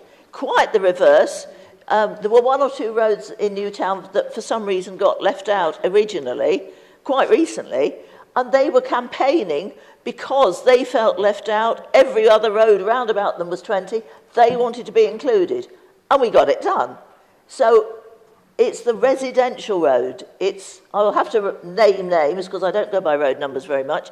Alder Road, Herbert Avenue, Ringwood Road, Ashley Road, they are 30. It's the residential roads enclosed by that rectangle of roads that are 20 miles an hour. And I voted against the amendment because, as the leader has quite rightly said, to have 20 mile for perhaps 100 yards near a school and then back to 30, it's so confusing. You'll get people jamming on their brakes because with any luck, they realise they should be cutting down to 20. But it would also be more expensive because you'd have to have so much more signage than if you have cover a wider area. So I find nothing to criticise in 20-mile-an-hour limits. My residents wanted it and they've got it. Excuse me, Councillor Burton. Thank you, Chair. I'm speaking because I'm feeling a little bit left out here because my ward is mostly former Poole Council area. I'd say mostly, sort of 80% of it is. And my ward, I don't think, has got any 20-mile-an-hour roads in it at all. My ward's also got quite a few schools in it. No secondary schools, first schools, primary schools, preschools. And I also don't think that any of those have got 20-mile-an-hour speed limits outside them. The school I know the best, one road, okay, thank you. I stand corrected. One school I know very well because I volunteer, and I do volunteer, I don't get paid for doing this, to lollipop duty outside one school on a Friday. It's a 30-mile-an-hour road. it can get a bit hairy at times on that 30-mile-an-hour road because, unfortunately, like a lot of areas, there's a lot of, a term I don't like, rat running is happening now, particularly when there's roadworks and things, so a lot of people who don't know the area cut through and standing there with your lollipop in your hand, hoping that a car that is doing a little bit more than 30, because everybody knows when it's a 30-mile-an-hour road, you can do a little bit faster than that, it can get a little bit hairy. When I talk to residents, yes, there's quite a lot of people saying, no, I don't want 20 all over the place, until you say, what about your road? And they say, yeah, I'd really like my road to be 20. I know I'd like my road to be 20, although I know that won't happen because I live on a major road and it's 30 and that's not going to happen. I also see, of course, talk about consultation, I see the children a lot when they're crossing the road. A lot of parents actually come to me and cross the road with the children. Some parents, believe it or not, cross the road a bit higher up and don't use the crossing. And they make that decision, but of course they make the decision for their children as well. So I see quite a lot of children being dragged along across the road in a 30-mile-an-hour zone between cars. Therefore, I'm very in favour of this. When residents want it in an area, I think 20 miles an hour is a really good idea. Thank you, Chair. Councillor Clements, I believe you indicated.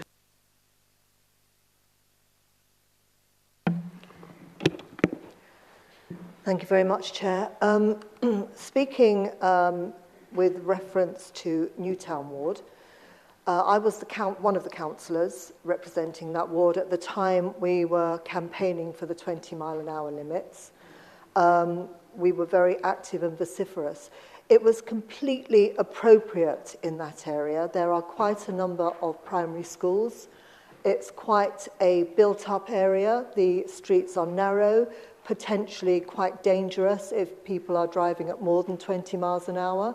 And in that area in particular, I believe it was a very good decision to campaign for 20 miles an hour as a kind of a blanket scheme across the ward. But that's the point, really. I think it needs to be appropriate and appropriate to the area and the layout of the roads. And I don't think a blanket scheme across the whole of BCP is necessarily the answer for a 20-mile-an-hour limit. Councillor Slade, did you indicate? Yes, I did. Because Councillor Le Predevin decided to go dig in her annals of time, I did a little bit of a Google. And if you do a bit of a Google for Broadstone 20 is plenty, you'll see a very unattractive photograph of me from 2013. And I looked rather different to what I do now with my 20 is plenty banner, the petition that we put out. Now, there are only a small number of petition signatures on the change.org. It was quite early days for that. It was all done on paper. Most of the people in the well, 2 out of the 4 people in the photograph are no longer with us. The other one's former councillor Mike Brooke. But we actually did a huge campaign around 20 is plenty, and it has always been something that many people in Broadstone wanted. Yes, a number of people in Broadstone didn't want it, but it took us 10 years to get it. And it does include a through road. It includes the main high street. And actually what you tend to find when you put a high street into 20 miles an hour is people saying, well, you can't do more than 20 mile an hour anyway because the buses and because the cars and because the traffic lights. So, the reasons people give you for saying don't do 20 mile an hour is usually it won't be enforced and you can't go above 20 anyway. So it is horses for courses. As long as the consultation is done well and as long as there is the will of the people, I really don't see why we're getting hot under the collar. We've always been very clear this is a road safety issue. We've been campaigning on it for more than a decade, and there is evidence out there on social media and through letterboxes saying that people want this in their own street. Give them the opportunity to slow the cars down outside their road, outside their home. They will do it. When we did the scheme in Broadstone, which took us years and years, it was done with a really good consultation, and consultation is absolutely key. I'm looking at the data, and you can see it on the council website. the Facebook post was seen by 27.5 thousand people. There was over 600 people responded. The people who live within the zone that was created had a 62% of people wanted it to happen. We weighted the responses of people who were affected by it than the people who were using it to go through. And it's actually been really successful. Yes, there is some challenge about one of the roads that goes through the middle and how difficult it is to drive at 20 at some times of the day. But on the residential roads and through the main high street, it really isn't a problem. So let's do the consultation properly. Let's move this forward. We're not signing up for millions of pounds because this is part of the annual budgeting process. So we're allocating 149,000. Next year, there'll be a budget that comes forward, and we'll allocate within the budget next year. And we discuss the budget together every year. So if people want to allocate more or less next year, you can do through the budget process. We're only allocating 149,000 at this point in time. Thank you, Leader. Councillor Canavan? No, I'm so sorry. Councillor Challoner. Looking in the wrong direction. Thank you, Madam Chair. Obviously, like every other member in the chamber, I'm in favour of speed reduction in targeted locations around schools and other built-up areas. However, this broad brush proposal is likely to further perception of this council's anti-motorist policies. Oh yes, because let's face it, it follows the hiking of parking charges which will negatively impact businesses, residents and visitors. It's in addition to selling much-needed car parks, including Beach Road in my ward, despite there being plenty of evidence that there is significant demand for spaces. It's also in addition to closing one of the entrances to vehicles in Poole Park without consultation, and it's still closed, and that's obviously how this administration seems to consult after the event and then ignore the feedback. I do wonder what the outcome will be when residents do not agree to what this administration wants to impose, especially when they know the true cost involved and also when frontline services are going to be cut. 149,000 here, 149,000 there. Let's see what we could save instead, shall we? However, I suspect that any such consultation, as it is, will be limited and worded in a way to ensure that those who know best get the answers that they want. What is before us is not evidence-driven policy. It is not what residents want or are asking for, and I will not be supporting this proposal. Thank you. Right. I think we've debated this very adequately. I'm going to go to Councillor Salmon, and then that's the end. Thank you. So I'm really disappointed in the quality. Councillor Howell, you're standing.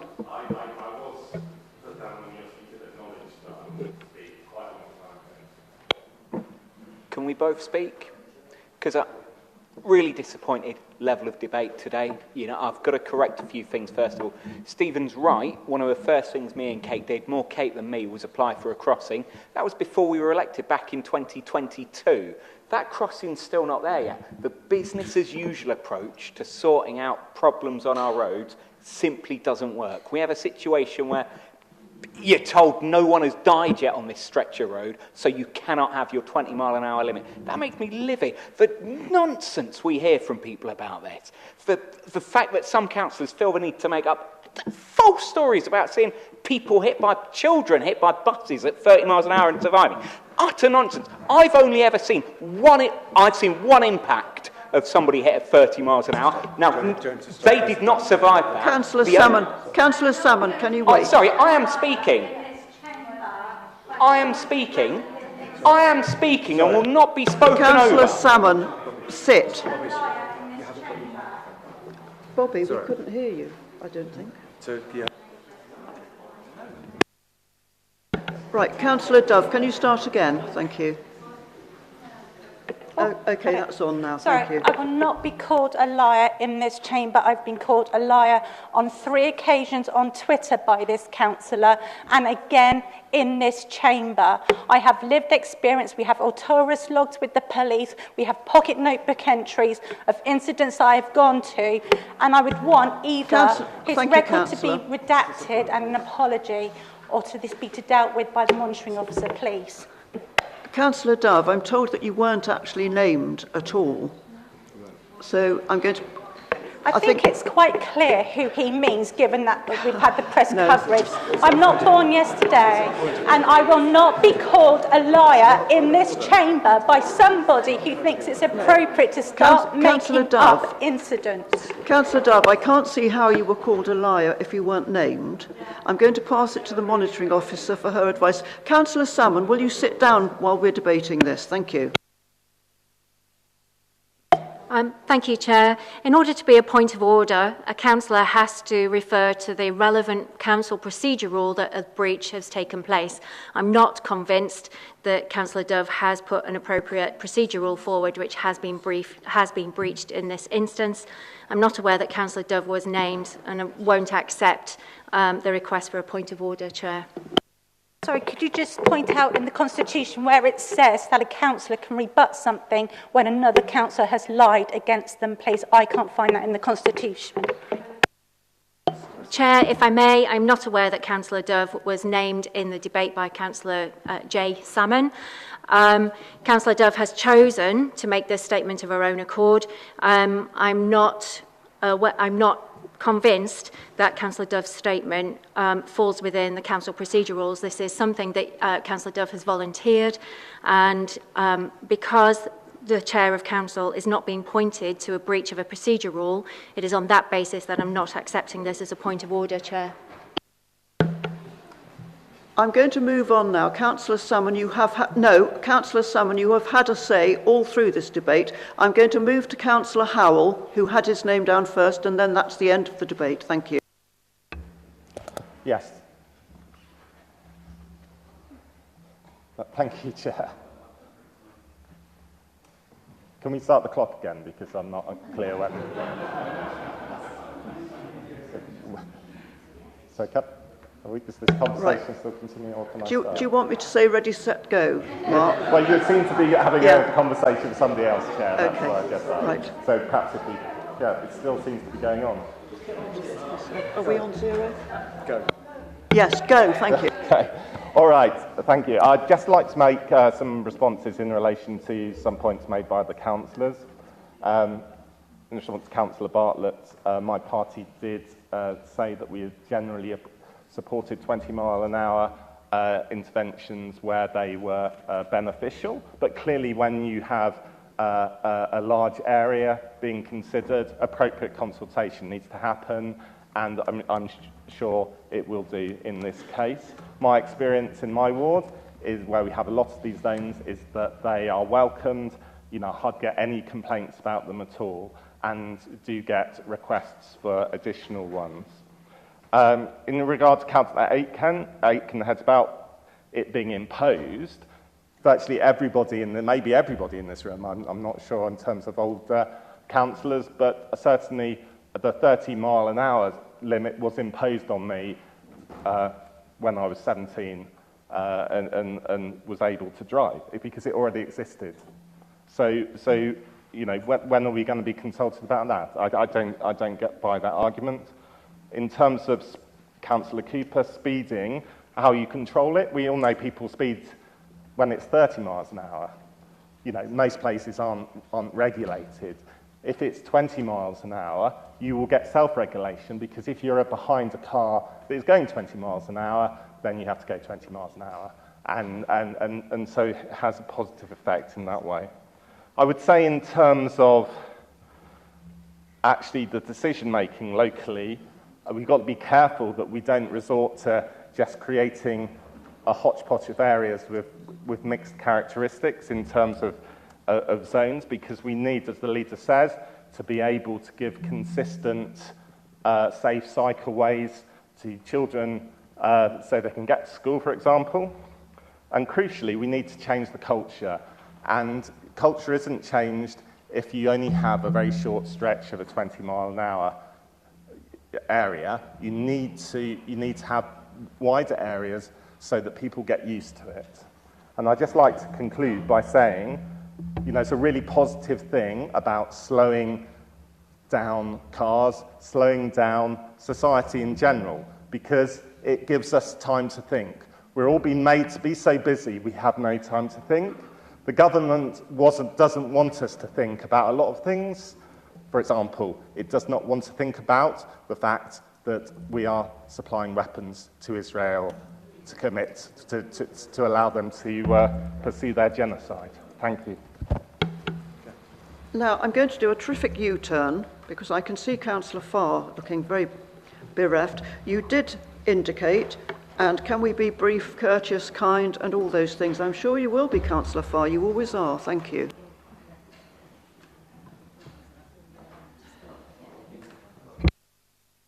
Oof. Wait.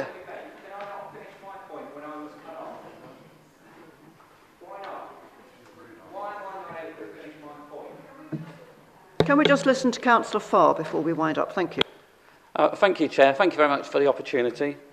With the proposed rollout of the 20 miles per hour speed limit across Bournemouth, Christchurch and Poole area, please can it be explained what resources will be used to enforce the speed restrictions? What is the true cost for residents going forward? Thank you.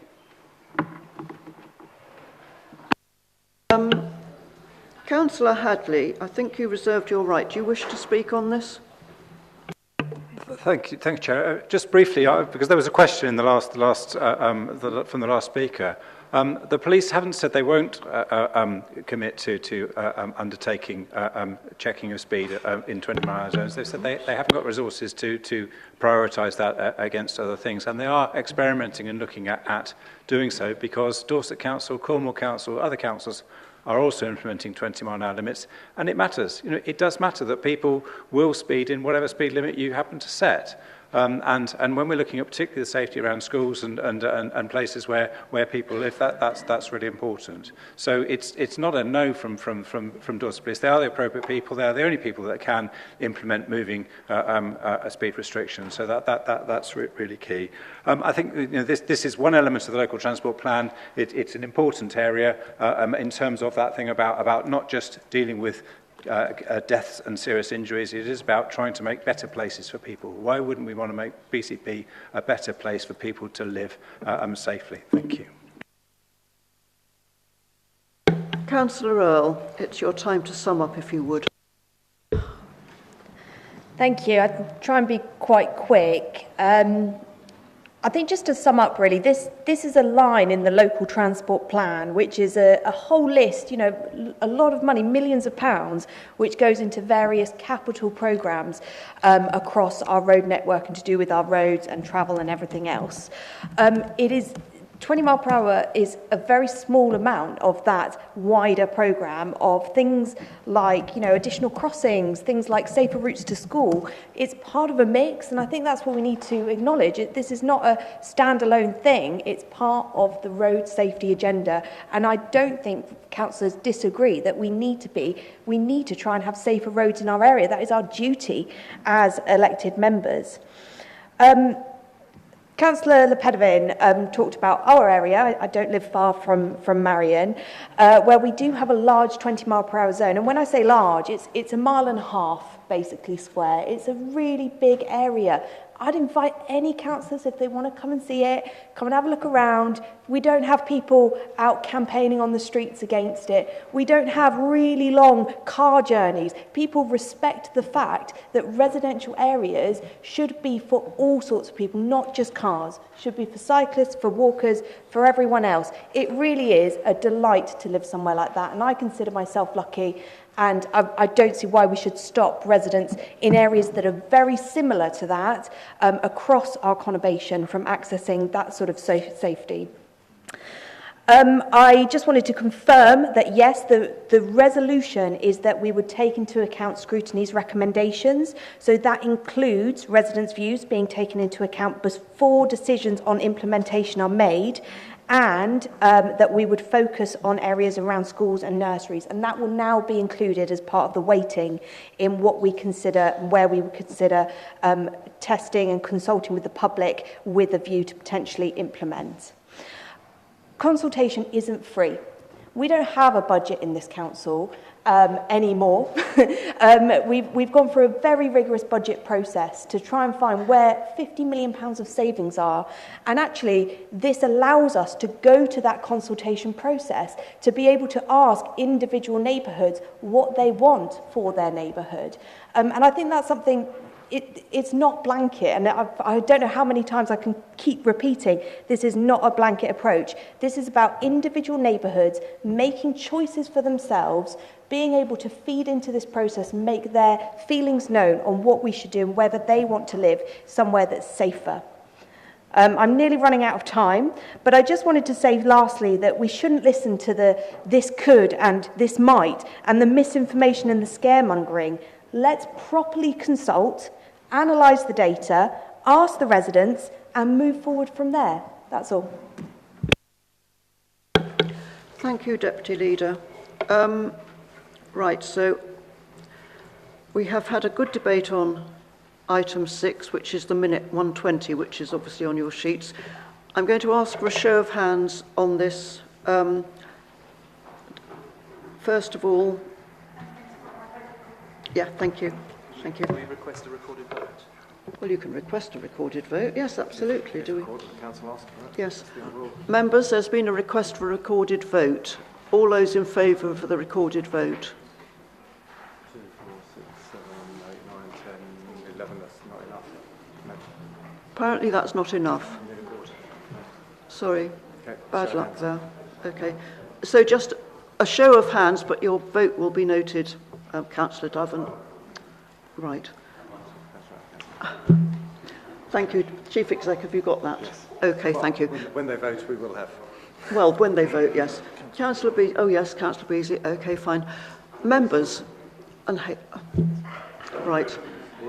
I'm now going to ask you to vote in favour rather than wave your hands about the recorded vote. All those in favour?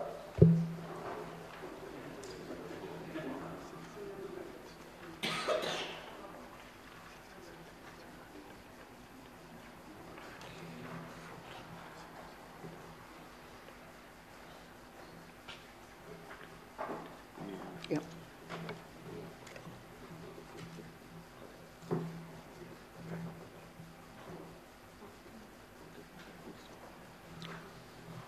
Thank you, members. All those against?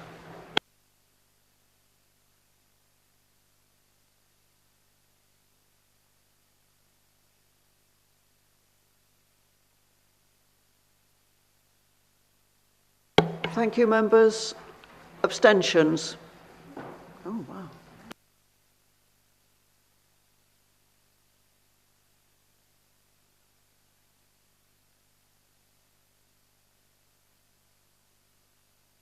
Thank you, members. That was carried.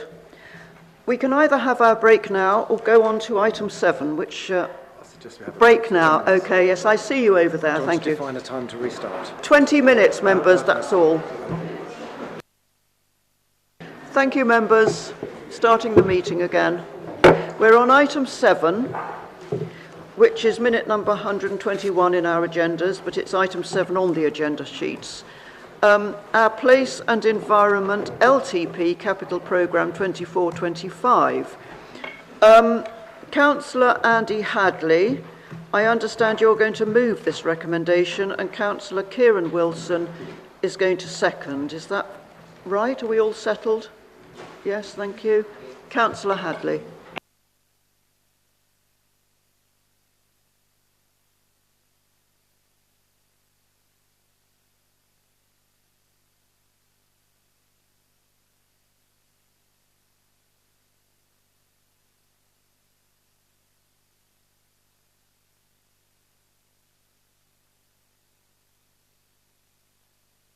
No, I don't think you should apologise, Councillor Hadley. I think it's just the state of the equipment. Are there any other microphones on?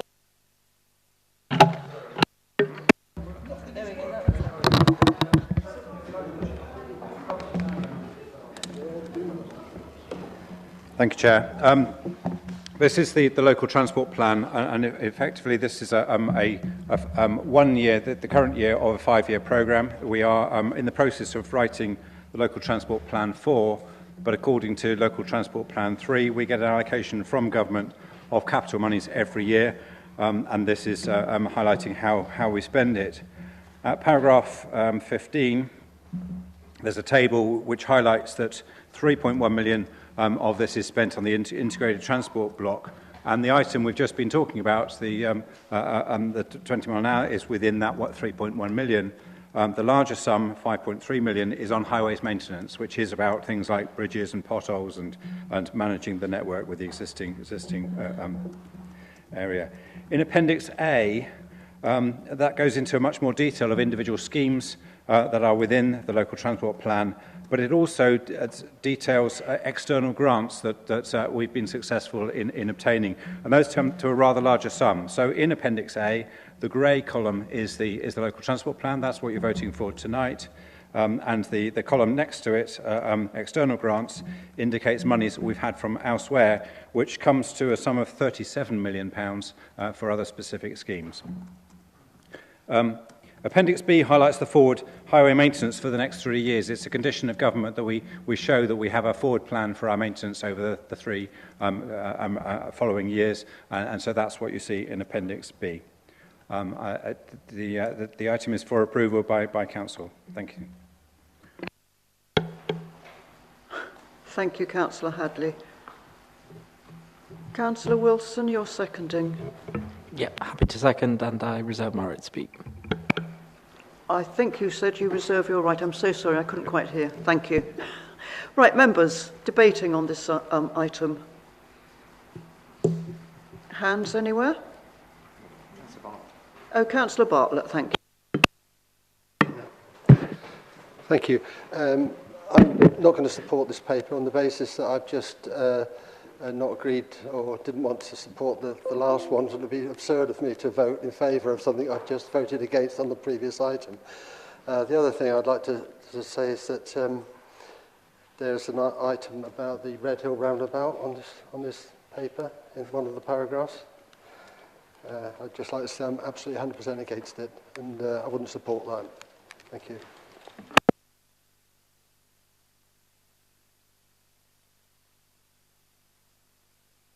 Councillor Phipps, thank you. I can't support A. It's a shame these aren't split. Obviously, I'm happy about highway maintenance, but A contains the issue that I've just voted against, which was the 20 mile per hour. So unless they're taken separately, I'll have to vote against, I'm afraid. Any more members wishing to speak? Councillor Wilson, then you've reserved your right. Now's your time, I think. I'm fine, thank you. All right. Councillor Hadley. Oh, hang on. Yes, Councillor Over. Thank you. Yes. Thank you, Chair. Before we vote, I just wanted to clarify something that's within the travel safety measures. So it's within the integrated travel block side of the paper on page 81, where we're talking about safer routes to schools and school crossings.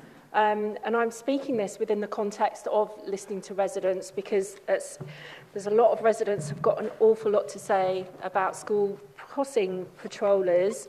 I want to understand whether by the upgrades, whether that represents getting rid of school patrol crossing people and making that automated or not. Because if that's what that does represent, then even though I might support the rest of the paper, I'm going to have to abstain. Thank you, Councillor. That was... now we've ended that debate, so... Councillor Hadley, are you summing up?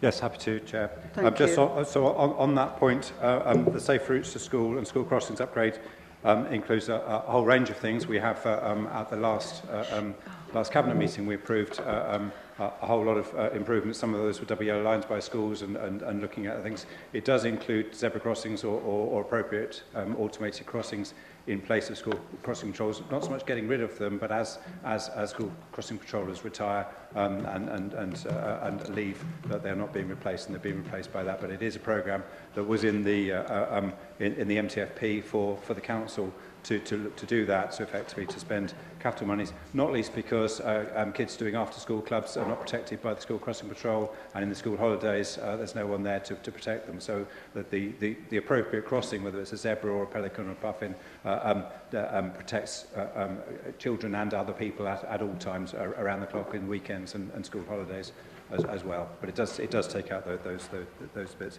In terms of the item that we've covered previously, obviously there are other elements to this in terms of the integrated transport block, particularly supporting our bus service improvement plan, and some of the elements are match funding for central government funding. So if we didn't accept spending the local transport plan monies, we would put some of the other monies that we might get in jeopardy because it's match funded.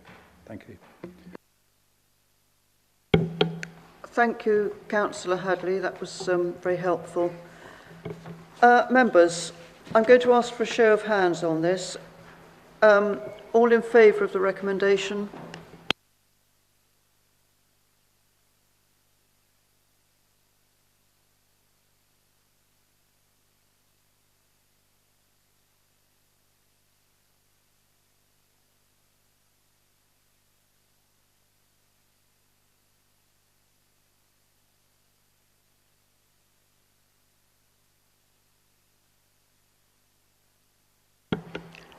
Thank you. All those against?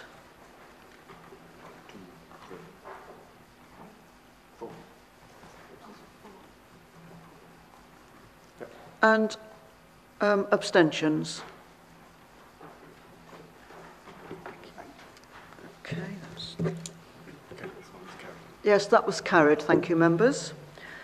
We're on to item 8 now, Audit and Governance Committee from the 7th of March 2024, minute 68, Financial Regulations, and it's the annual evolution of the financial year 24 to 25.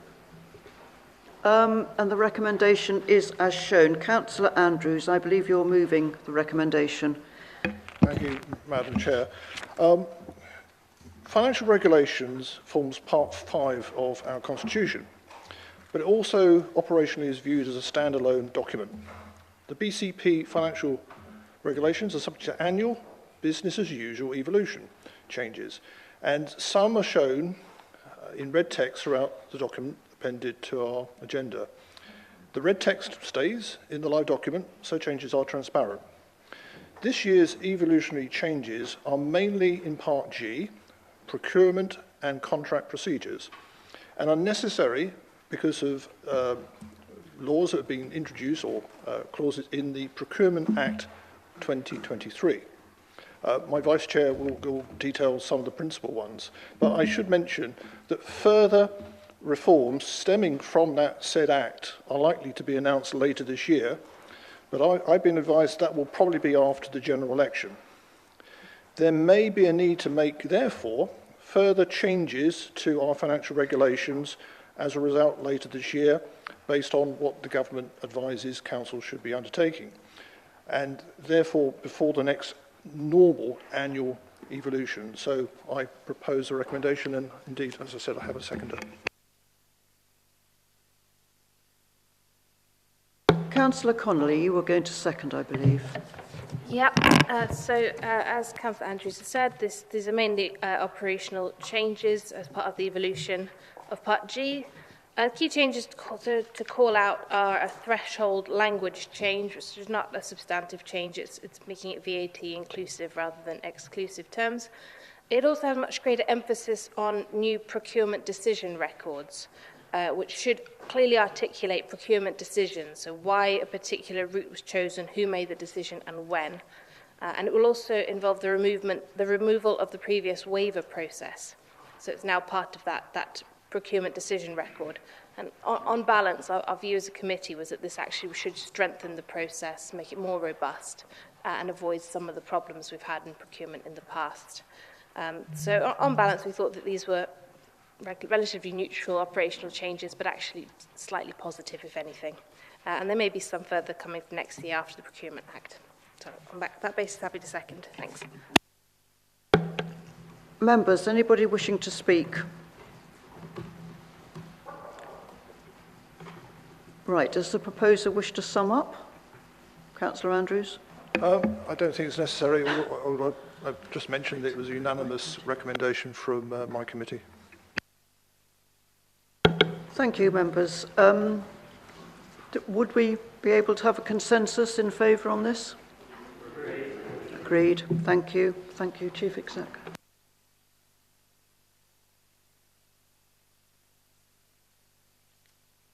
Moving on to item 9. Hang on, I'll just move my screen a bit. Item 9. Cabinet Minute 132, disposal of land at Wessex Fields, Riverside Avenue. All the members, we do note that some of these appendices are exempt, so if anybody touches on those, we have to exclude public and press, but I'm sure we can manage without that. Okay, Councillor Cox, I believe you're going to move the recommendation and the leader is going to second. Thank you. Thank you, Madam Chairman. I'm delighted to recommend that Council confirms the decision of Cabinet to approve the disposal of the Council-owned land at Wessex Fields to the University Hospital, Dorset, on such terms to be approved by the Director of Finance in consultation with the portfolio holder for finance, namely me. This decision has had a long debate at overview and scrutiny, where option 1 was recommended by all parties except the Conservatives, and there was also a thorough debate at Cabinet. As I stated at Cabinet, this is a win-win-win for the Council, the hospital and the local residents. The hospital has done an excellent job at demonstrating the benefits of their ownership, that their ownership will bring to the local area, including the provision of low-cost housing for key workers, state-of-the-art research facilities and significant job opportunities. It frankly beggars belief that some people still want to threaten this opportunity by procrastinating even further than this has already occurred, by dragging up some unfounded allegations. Nobody in their right mind can see that this proposal has not been thoroughly scrutinised. We are confident that this administration has been completely transparent, which stands in stark contrast to the previous Conservative administration. I therefore thoroughly recommend this opportunity to the Council to vote for option 1. Thank you. Can I call on you, Leader, to second? I so second, but reserve my right to speak. Thank you. Members, who wishes to speak on this?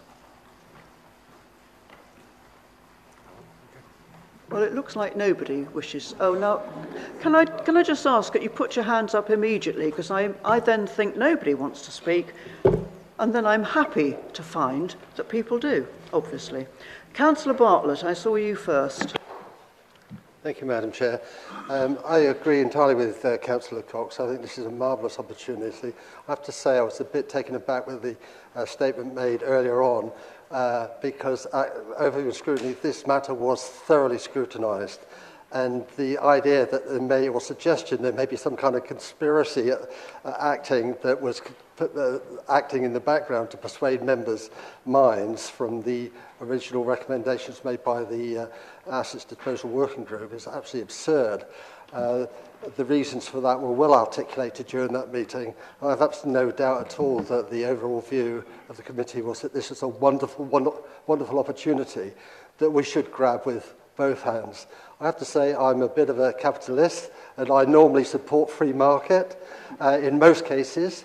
In this case, it is absolutely clear that the public interest is best served by allowing the hospital to develop its facilities on this site. I really hope that everyone will be able to support that this evening. Thank you. Councillor Brown, did you indicate? Thank you, Chair. Yeah, I felt I had to speak on this. I sit, as part of my portfolio for health and wellbeing, I sit on the Integrated Care Partnership, and actually we had a meeting this morning at Poole Hospital, and that's with our colleagues in the NHS and from Dorset Council ourselves and from lots of other partner agencies in the area. And actually we had a meeting earlier in the year in January, and the discussion there was about the real critical need for the National Health Service to have affordable key worker housing to secure people in this area so that they can actually afford to work at our hospitals and continue their jobs. And we all discussed as a partnership back in January about how important it was, and we all needed to go back to our organisations, and where there were opportunities to support that, we had to. And this is absolutely the chance to make this decision is a key part of us showing that we put our money where our mouth is when we're working in partnership with partners right across the public sector, across Dorset. And I was somewhat astounded, actually, over previous weeks to hear people sort of arguing against this and that we shouldn't be going down this route. And for me, you know, I don't know about others, but I came into politics to make a real long-term, tangible difference to our communities and for us to be able to leave a legacy for our towns. And for me, this is a very, very simple decision. If you believe that all of us and our families and our friends and our community should have access to the best possible medical treatment and medical care free at the point of use through the National Health Service, then we need sufficient qualified healthcare staff to provide that healthcare for our residents. And that can only happen with the necessary supporting infrastructure and advanced medical facilities, training facilities, and essentially the quality housing for those delivering our health services. So if you want that, then you must vote positively to back this deal for Wessex Fields. Thank you, Councillor Brown.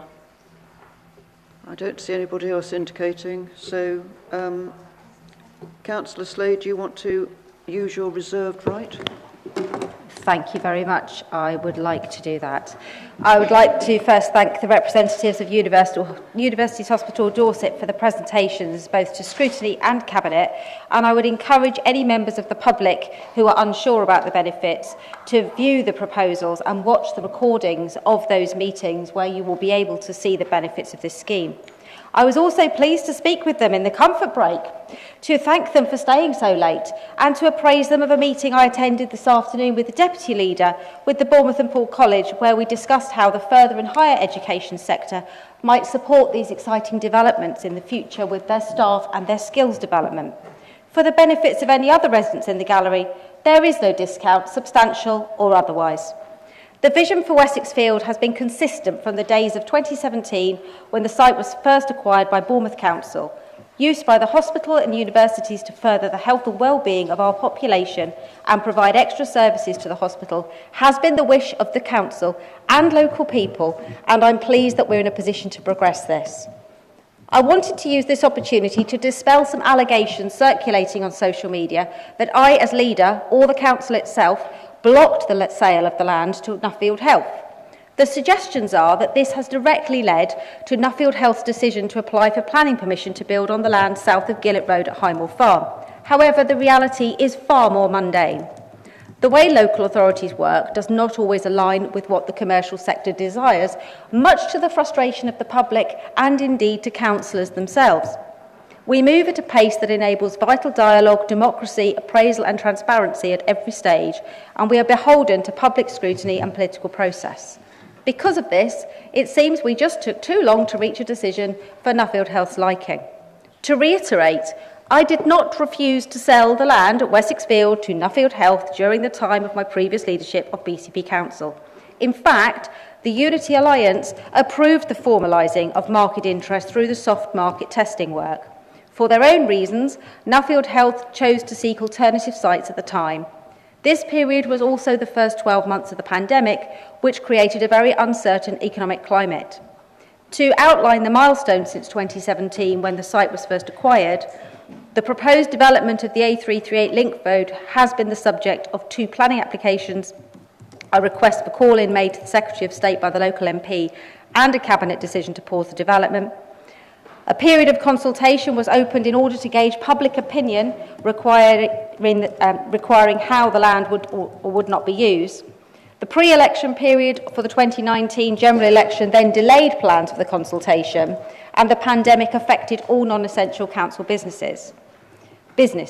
It was great to have a public engagement session in early 2020, which was followed up with a change of administration, and the soft market testing that we implemented was then published with the Cabinet report in December 2020, when the Conservative administration sold part of the site to the university directly for the pathology lab.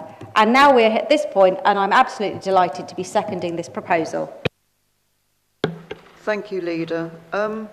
Councillor Cox, do you wish to sum up? Thank you, Madam Mayor. I think enough has been said. I thank Councillor Bartlett for his words that there has been absolute transparency over this subject, and also Councillor Brown for mentioning the fact that this proposal increases the working in partnership with the NHS, which we wholeheartedly support. So I would urge every member to support option 1. Thank you. Thank you, members. Thank you, Councillor Cox and Leader. Members, I'm going to ask for a show of hands on this. All in favour?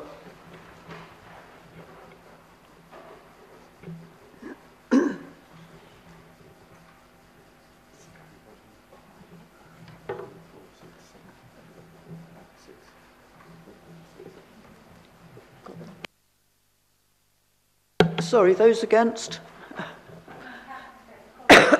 Yes, Councillor Dove recorded. Any abstentions? Right, thank you, members. That's carried.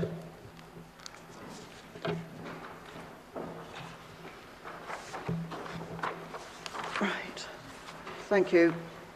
Members are now back in the room. Thank you. Item 10.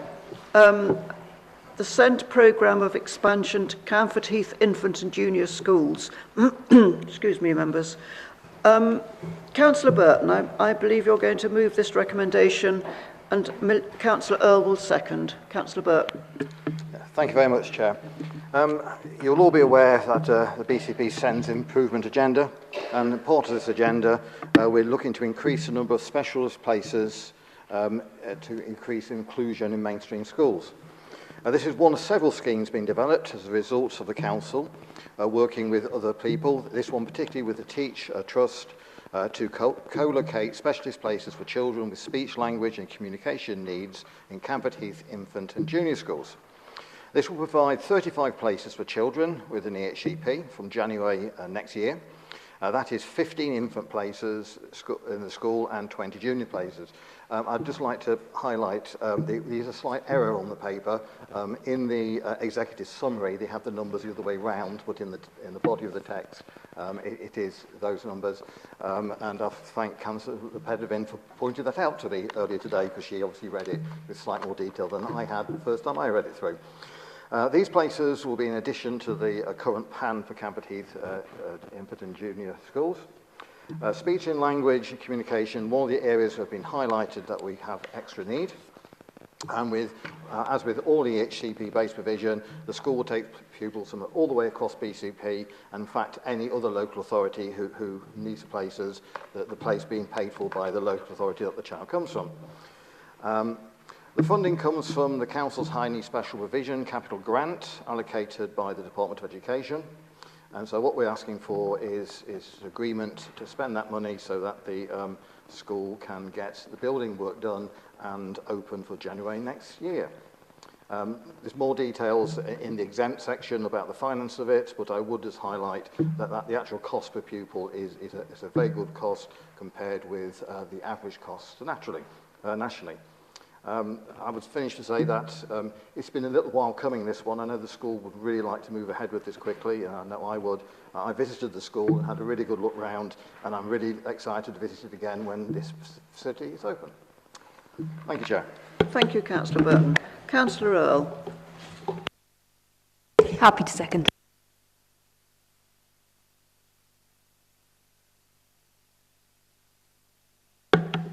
Thank you, Councillor. I'm so sorry. I didn't catch. I now know what you said. Thank you. Members, can we open the debate on this, please? Councillor Moore.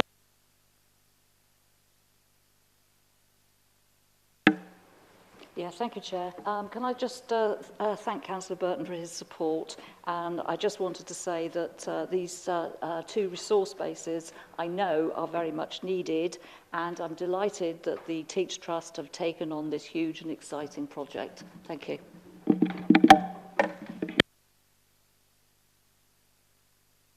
Councillor Canavan.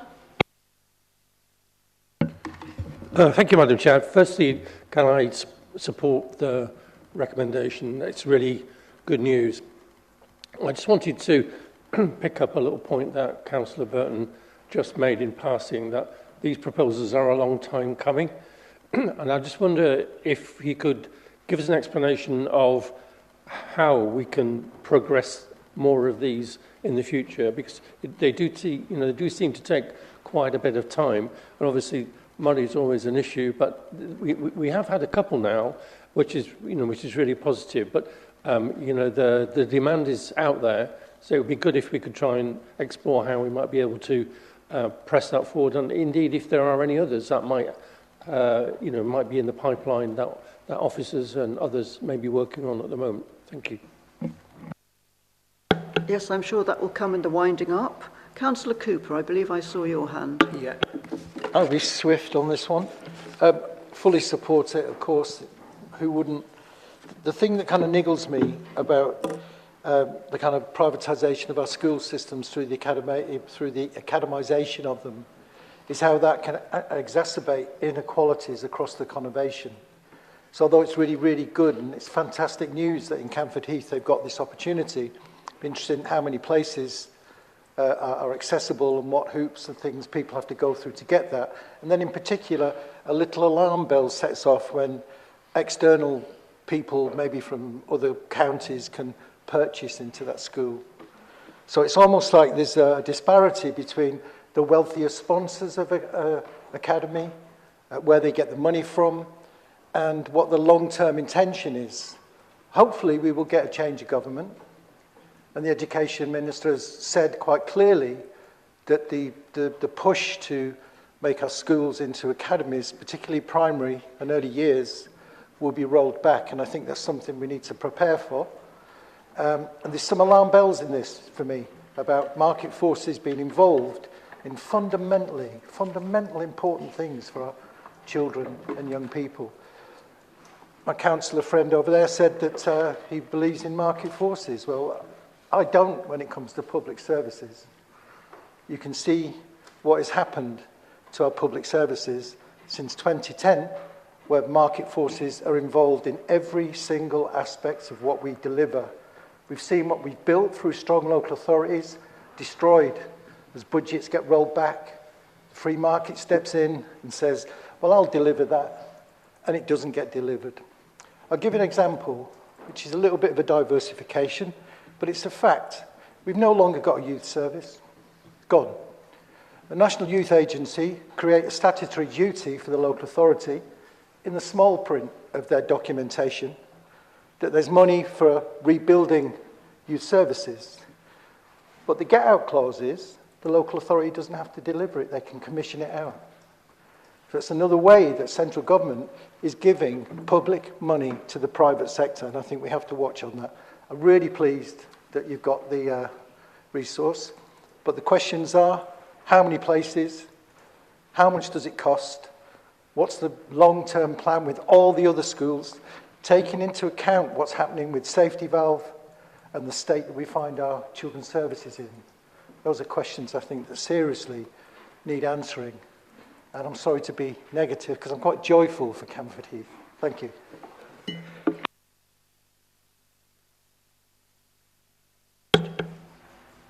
Councillor Slade, I think you're next. Thank you, Chair. I just want to agree in quite some significant part with what Councillor Cooper has just said. I am no fan of the academy system, particularly the multi-academy trusts. I think they are... it would be great if we could roll back time and not have them anymore, because I think there's a real loss in so many ways in the ownership of them by a community. I just wanted to reassure Councillor Cooper that these aren't places specifically for children from Camford Heath. They are going to be provided for children who meet the need that is required through their EHCPs or their special educational need requirement. And so, you know, it is a blessing for Camford Heath, but it will hopefully be a benefit for the children of the wider area. I'm sure Councillor Burton, when he sums up, will talk about the plan to extend this programme further. But I just wanted to let you know I had a meeting this morning with one of our secondary schools who is really keen to get involved with this. He's really keen to be as inclusive as they possibly can be and to actually scoop up some of the children that are currently in the independent sector and bring them back into the mainstream school. It's incredibly difficult, though, when some of those independent schools are making all sorts of interesting promises and pledges and making it really hard for a parent who has currently got their child in a school that, you know, looks great, feels great, and is being asked to come back into a state system because we can actually meet their needs, but the parent is exercising their rights. So we aren't in the best position there. But the only other thing I wanted to add was we have bids in for schools to build new schools for special educational needs and for alternative provision. And we were expecting to get the result from the Department for Education on that by the 1st of April. It's now the 23rd of April. Our children are still waiting, and our children deserve to know if we're going to get those new schools, because we are losing generations of children, and it's about time that we were able to give them what they all deserved. Councillor Trent. Thank you, Chair. I think the one thing I find heartening in this is that the capital costs per additional place is not that much more than we are actually paying some individual pupils to be educated in the private sector. And I think if we, you know, the more that we can provide within BCP resources, the better, because I have to say I'm very disappointed that it's not a national debate about what's actually going on about special education needs, because some of the provision is of a horrendous cost, and I think if we can do something like this, that the actual cost per pupil is going to be a lot lower. I think that's good, and we should be doing as much of this as we possibly can. But I do think that the political parties nationally need to get on board at the disgraceful high profit that some people are actually making out of special needs pupils in the private sector. And I do think we really need to be concerned about that. So I welcome what we're doing within BCP to ease the situation.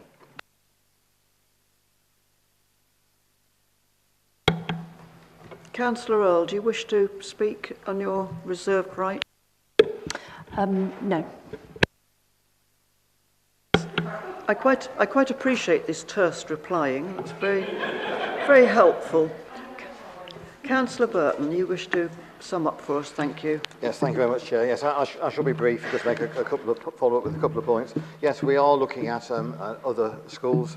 There has been a review, and we've just been getting the results of that review. The secret is making sure that we get the right places for the right need in the right areas. So that's one reason it's taken a little bit of time, but that work has now been done, and so we will be hearing more of these coming up soon.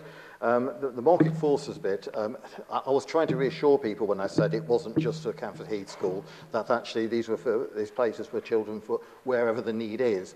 This isn't a private school, and I do also have a certain concern about particularly large maps and the way that they can change the market. But this is funded by the BCP. It is a lot cheaper and better to send our children to our schools rather than having to rely at the moment sending them to private establishments if we don't have those places. So yeah, I think that's it. Thank you very much. Thank you, Councillor. Members, do we have consensus on accepting this? Agreed? Thank you. Thank you, members. We'll move on to item 11, Audit and Governance Committee, minute number 78. which is the review of the Council's constitution and their recommendations. Councillor Andrews, I believe this is you to recommend, and Councillor Connolly to second. Thank you very much, Madam Chair. I have pleasure in moving the recommendations set out on the agenda. The matter was originally considered by the Constitution Review Working Group, which is now chaired by my Vice Chair, Councillor Connolly. It was also considered by ANG at its last meeting and was unanimously approved as a recommendation to full Council. The report, which commences on page 259 of your agenda pack, includes full details of the proposed changes. There is one issue to consider this evening, which is the addition of a new Part 4E to the Constitution to introduce budget and policy framework procedural rules. The introduction of these new rules was recommended by the Department for Levelling Up, Housing and Communities Best Value Action Plan, and is also included in the Chief Executive's Governance Improvement Action Plan. And my Vice Chair, I think, will expand on what those changes are. Councillor Connolly. Thank you. Yes. So the proposed new procedural rules specifically put in place arrangements for dealing with financial and policy decisions of the Council, where the leadership make recommendations to full Council for a full determination, and if Council does not accept or fully accept the leadership's recommendations, these procedural rules set out what would need to be followed in that event. So a helpful flow chart is on page 270 of the agenda pack, and that illustrates the decision route for those scenarios. So these procedural rules have been developed with reference to other local unitary authorities' constitutions, and it is commonplace in other local authorities to have these in place. Now, this should strengthen the processes in place to avoid risks associated with any last-minute changes to budgets that we have seen in the past, and we think that it should strengthen that to have it all set out in one place in the Constitution, what should be followed in that eventuality. That's not to say it's perfect. If adopted, we recommend that these procedural rules are reviewed after 12 months, so one new budget cycles next spring. In the meantime, the Constitution Review Working Group plans to bring forward some other meeting procedural rules, looking at the operating procedures of the budget-setting council meetings and other council meetings, which would include things like meeting length. So we're going to be considering these as a working group and then take that to A&G committee and then to future full council. Before we do this, we plan on sending out a survey to all councillors on these sort of operational questions, things like meeting length, start times, finish times, and the benefits of a specific budget setting meeting. So I hope you'll all engage with that survey when it comes round. But this proposal today is specifically just to Part 4E to the Constitution on this process for full council disagreeing with the budget. Thank you. Thank you, Councillor. Do we have any, excuse me, any speakers on this item?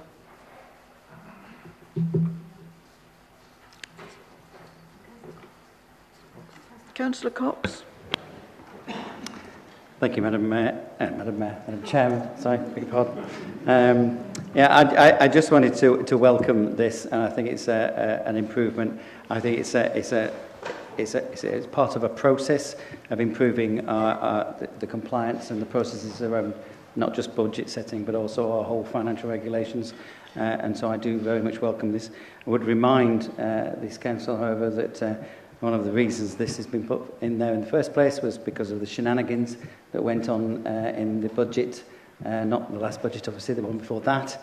And so we're having to make these adjustments which the government have recommended in order to stop those sort of things happening in the future. Thank you. Any more speakers? Councillor Andrews, would you like to sum up then? Thank you. Very briefly, thank you, Councillor Cox, for your contribution. I don't think the government was just tweaking the regulations or recommending councils tweaking their constitutions due to what happened, what you referred to. I think this has been happening in other councils, and clearly late changes of plans can create problems and issues, and it's something where we've now got this in our constitution, if the vote goes in favour of it, which will clearly lay down how the administration should be presenting its budget and its proposals to full council. And there is a very useful flowchart which will be in the Constitution, which will assist members in their endeavours. So let's go for the vote. Thank you. Thank you, Councillor. Members, do we have consensus on accepting this? Thank you, members.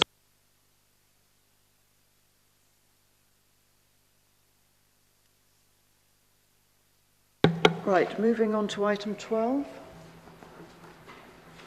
Consultation on the draft BCP Community Infrastructure Levy charging schedule. Councillor Slade, I understand you're going to move the recommendation and Councillor Phipps is to second. So, Councillor Slade. Thank you, Chair.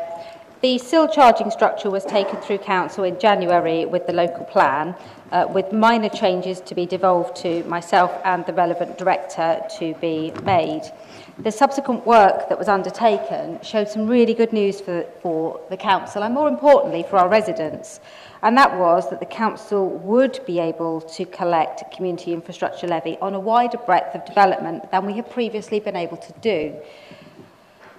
Community infrastructure levy, as councillors will know, but the public may not, is provided to mitigate the impact of development on our existing communities. And in the past, many communities have missed out on this much-needed funding because the development has either been for extra care, residential care or student housing, which have been rated at 0 per square metre.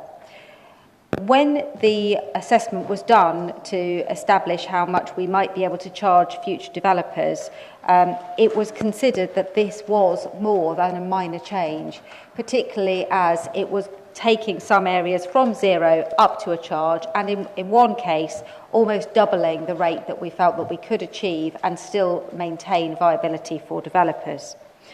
So we decided that in order to maintain as much transparency as we could, that it was only right that we brought this back to Council for a full process where the public would be able to ask questions and see what the proposals were before going out to consultation. The good news is that the consultation is ready to go out this week so that it can be publicised alongside the local plan consultation, which remains open until the 3rd of May, and that will allow people to submit their views to both the local plan and the SIL charging structure at the same time. And more importantly, because this will be running for a 6-week period, it will allow both of those to go forward to the Secretary of State for examination in public at the same time, thereby not delaying either element of the process. So the revised charging structure is listed in here and I commend it to Council. Councillor Phipps, do you wish to second? Yes, happy to second this going out to public consultation. Thank you. Members, who wishes to speak? Yes, Councillor. Yeah, I'd like to comment on the consultation aspect. Is that? Do. Brilliant. Yes, thank you. So I'm speaking on behalf of residents from a ward where there's a lot of development compared with other parts of BCP. So I'm really keen to ensure that as many people as possible engage in this important conversation and understand what community infrastructure levy is all about, and therefore how to access it fairly and make sure that it's spent, in the best way in communities. So I'd also would advocate for a much more strategic and evidence-based approach to the spending of SIL, particularly in neighbourhoods that are most affected by development. So I'd like to be able to see, for residents to actually be able to see a forecast of their SIL that would enable them to be able to work more intelligently, and forecast what the needs of an area are and what's coming into the pipeline, and that can then inform the development of neighbourhood planning and the spend of SIL. So I welcome the consultation, but I'd want to see more that it's accessible, that it's available to as many people as possible. I'm also speaking on behalf of residents where it's quite difficult for some individuals and households to access Wi-Fi. So I'd like to see that the consultation is, you know, accessible to them. I think it really needs to have a bit more modelling and a bit more meaning for people so that they could really understand what does this mean for them, because I'm not sure that with the current, what I've seen of the current consultation, that it really communicates that. But I think I agree with exactly what you're saying, Vicky. It's an important consultation to go out and people to have a say. I'd like to see it linked to local plan and the projections and what that means for each ward as opposed to a valued area. Thank you. Thank you. Councillor Hadley, I believe you indicated. Thank you, Chair. Yes, very much welcome this change. I think it's really important that some of these building types that were previously exempt from paying CIL are actually paying CIL. The impact of having care homes in an area, the impact of student accommodation is just as significant in some regards as any other sort of accommodation. And I think there is an equity, a fairness issue there. We saw as part of the development of the new local plan the real balance and challenge in terms of what we can make available for social or affordable housing, for nutrient mitigation, for transport infrastructure, for environment and health, and all the other measures that we would like to see as communities supported. So this is about strategic CIL as well as community CIL. And I think the conversations we need to have with the public are really important, but also some of the strategic infrastructure to support all these developments is also important. So I welcome the change and the conversation that hopefully we will have with the public about how this helps them. The other element, though, is when we spend CIL, we're not very good at making public what we've spent it on and how it's happened, and celebrating those community efforts that have bid and been successful in getting CIL. And I think it would be good if we can do better at making sure that the people know how that money is being spent. Thank you. Councillor Tarling. Yeah, thank you for letting Councillor Hadley go first, because he's just given me some more points to make. I'm very lucky being also a town councillor, Christchurch Town Council, in receipt of CIL. Just a question that obviously these increases, does this actually now mean that the town council proportion of the CIL will also go up? I'm hoping it will. Yeah, and Councillor Hadley made a really good point there, I think, about the nutrients mitigation. Very conscious that that is something that we still suffer from in Christchurch, and it's killing off development. So as much as CIL might be used for that, I'm actually quite stuck to think that the nutrients bill would actually, or we could actually do much with CIL to combat that. But I'd certainly welcome this, and obviously the contribution to the town council and the promotion, certainly of the spending of the town council CIL money will be quite welcome. So yeah, just a bit of clarification on that we will also get an increase in Christchurch because we have a town council. Thank you.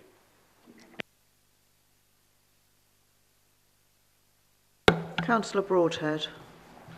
Thank you very much, Madam Chair. A brief point from me. I will be abstaining on this, and it's not at all because I'm not a fan of the community infrastructure levy. Always have been, always will be, and I think we've heard from colleagues the real good that this money can have on some of the mitigating impacts of development across the area, both through the strategic CIL, as we've heard from the portfolio holder, as well as the neighbourhood portion, and as we've heard from Councillor Tarling, to be used in very good effect through our town and parish councils as well.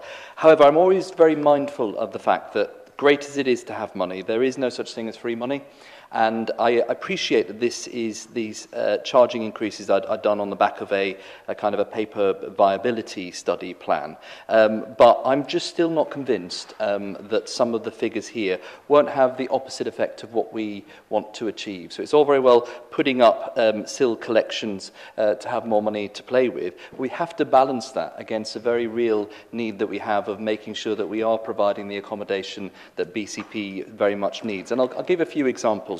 For instance, I think it's quite laudable that the zero-rated CIL that we currently have on purpose-built student accommodation is going from £0 per square foot to £45 per square foot. I don't think many people would argue with that. But what we're doing with this decision tonight is almost doubling the CIL, the pound per square foot for CIL, that a small house builder will have to pay. So residential developments of 1 to 9 homes, that's our small house builders, employ a lot of, it's very, very good for the inclusive circular economy. It's having double the CIL. Now, while that's double the CIL that we're collecting, Are we absolutely convinced as part of this viability assessment that is not going to reduce the viability of some of these small house builders and actually preclude them from doing the development that we need to see? And again, look at our town centres. I think we all agree across all the political spectrum that we have real need to refurbish and to regenerate our town centres. We're putting up the sill from £20 to £40, a doubling of the sill for town centre development. And again, from extra care, again, we know how much of a need there is for the extra care specialist housing. The sill is going up from £0 to £25 per square foot. Now, I know that there has been some work done on this. I'm not saying I don't agree with the figures, which is why I'm abstaining, but I do think that this has been landed on us very quickly, and we have to be really, really careful about the unintended consequence. We all want money to spend on our community, but I certainly don't want to do it to the detriment of housing for our most vulnerable. Thank you. Councillor Brown. Thank you, Chair. I wasn't going to speak. I just wanted to make a very brief point. The sill charging schedule is per square metre. There are 10.7 square feet in a square metre. So, unfortunately, the previous speaker seemed to be indicating the sill charges are 10 times what they are here. So, just to clarify, it's per square metre of residential floor space.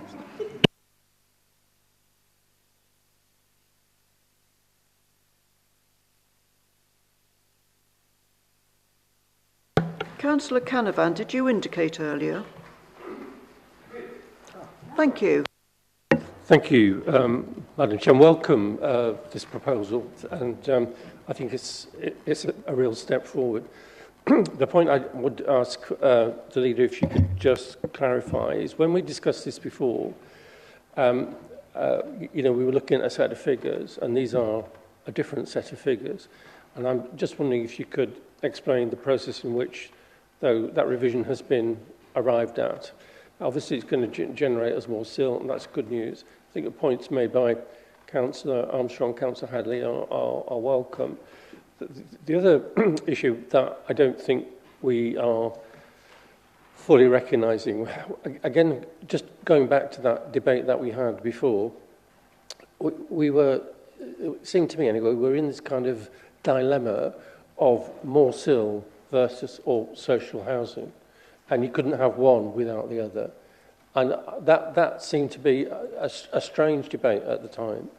And I just looking for some reassurance, really, that conundrum isn't going to be facing us again. We need more social housing, and we can't trade off one against the other. I'm not suggesting that we will. I'm just saying I welcome some reassurance that we're not going to be in that situation. But all in all, Chair, thank you very much. I welcome this.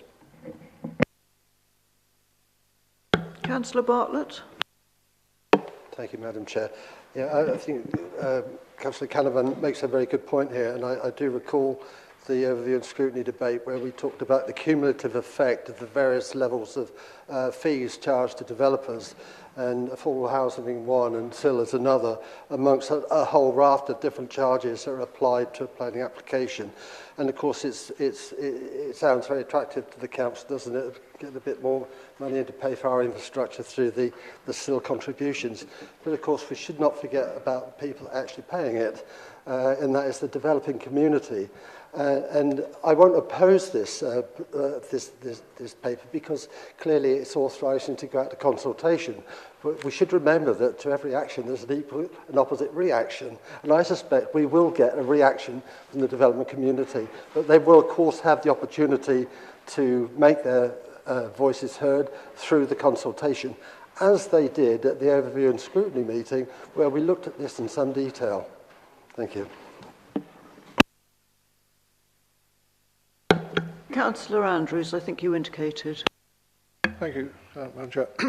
I've got some sympathy for the comments from Councillor Broadhead about the sill changes. Obviously, in our daytime jobs, we occasionally do give some people advice about property and development and everything like that. And we've certainly got to put this out to public consultation. And it's not just the residents, it's businesses and developers who build some of these developments, and hear what their comments are, because clearly we don't want to effectively kill the golden goose laying the golden eggs, and it's a situation where we need all people who are part of the development sphere, whether it be occupiers, developers, ratepayers or whatever, council taxpayers, to contribute. So I really do hope that it's a proper full consultation and the results, when they do come in, are critically analysed and the report to, presumably, Cabinet, won't be coming back to full council. It can be explained to us as to what the recommendations are. And if tweaks need to be made on the draft, then tweaks perhaps should be made. Thank you. Do I have any more speakers? Councillor Phipps, did you want to speak before we ask the leader to sum up? I'm happy to let the leader sum up on it. Thank you. Thank you, leader. Can you sum up? Thank you. Yes, I'd be happy to sum up. So it's interesting because most of us, so apart from everybody wanting 20 mile an hour outside their own house, the other thing you always hear is, of course you want more housing, but we don't want housing without infrastructure. And actually, you know, that's what we hear all the time. And it's, you know, how do we fund it? Well, this is how we fund it. So, you know, it's all very well saying, well, you know, we all want the town centres done. Of course we do. But we're not going to get that done if we don't have the community infrastructure levy. Just to go through the process, this is part of the local plan process. It doesn't have to be sent to the Secretary of State for examination in public together with the local plan, but it makes sense that it does, because it then goes through that process. It is examined by them, and in the same way as the local plan, will go through modifications, examinations, lots of hearings, and will then come back to us with, you know, recommendations and changes. So this may well do as well. Just to answer Councillor Armstrong's question, this isn't really about what we spend it on. This is the still charging structure. So this is purely about calculating how much headroom there is. And I would encourage all members and the public to read the appendix that was attached to this document, which is the latest viability study that was done by Porter Planning Economics, which is the viability study, and it has a great diagram in it about the headroom and how this is calculated, that if there is headroom, that's how you charge the community infrastructure levy. So they've done that calculation, and the reason it's come in now, if you recall the process of local plan, is we knew that there were evidence bases that were still coming in, still needing to be finalised, but we needed to get the local plan over the line because we've got to get it adopted within a period of time. So the only reason that this has come in at this point is because the evidence bases were still coming in, and rather than just package it up and send it off, we felt that the most transparent thing to do was to make the development world know, look, actually, it's come in slightly different. The right thing to do is give you the opportunity to say that. And it's really designed for those people who are going to be charged it, who will come back, make their comments, and that will be packaged to go to the Secretary of State. We won't be making further adjustments before it goes off for examination. Just turning to how we spend it, just to clarify, the way it is spent will be coming back through Cabinet in the next few months. It simply wasn't possible for the team to prepare how are we going to split between strategic and neighbourhood. You'll recall there were some interesting decisions about what was strategic, barbecues. We want to make sure that communities get real benefit from how we spend the money. And yes, of course, if there's more money coming in, that means more money for communities through neighbourhood SIL as well as strategic SIL. But at the moment, there's no discussion about changing the percentages. It's up to 25% for neighbourhoods, and the rest is for strategic SIL. And I'm happy to answer anything else afterwards. Let's run out of time. Thank you, Leader. Almost within the time for once. We're going to have a show of hands, I think, on this, because I know somebody wishes to abstain. So, members, all in favour?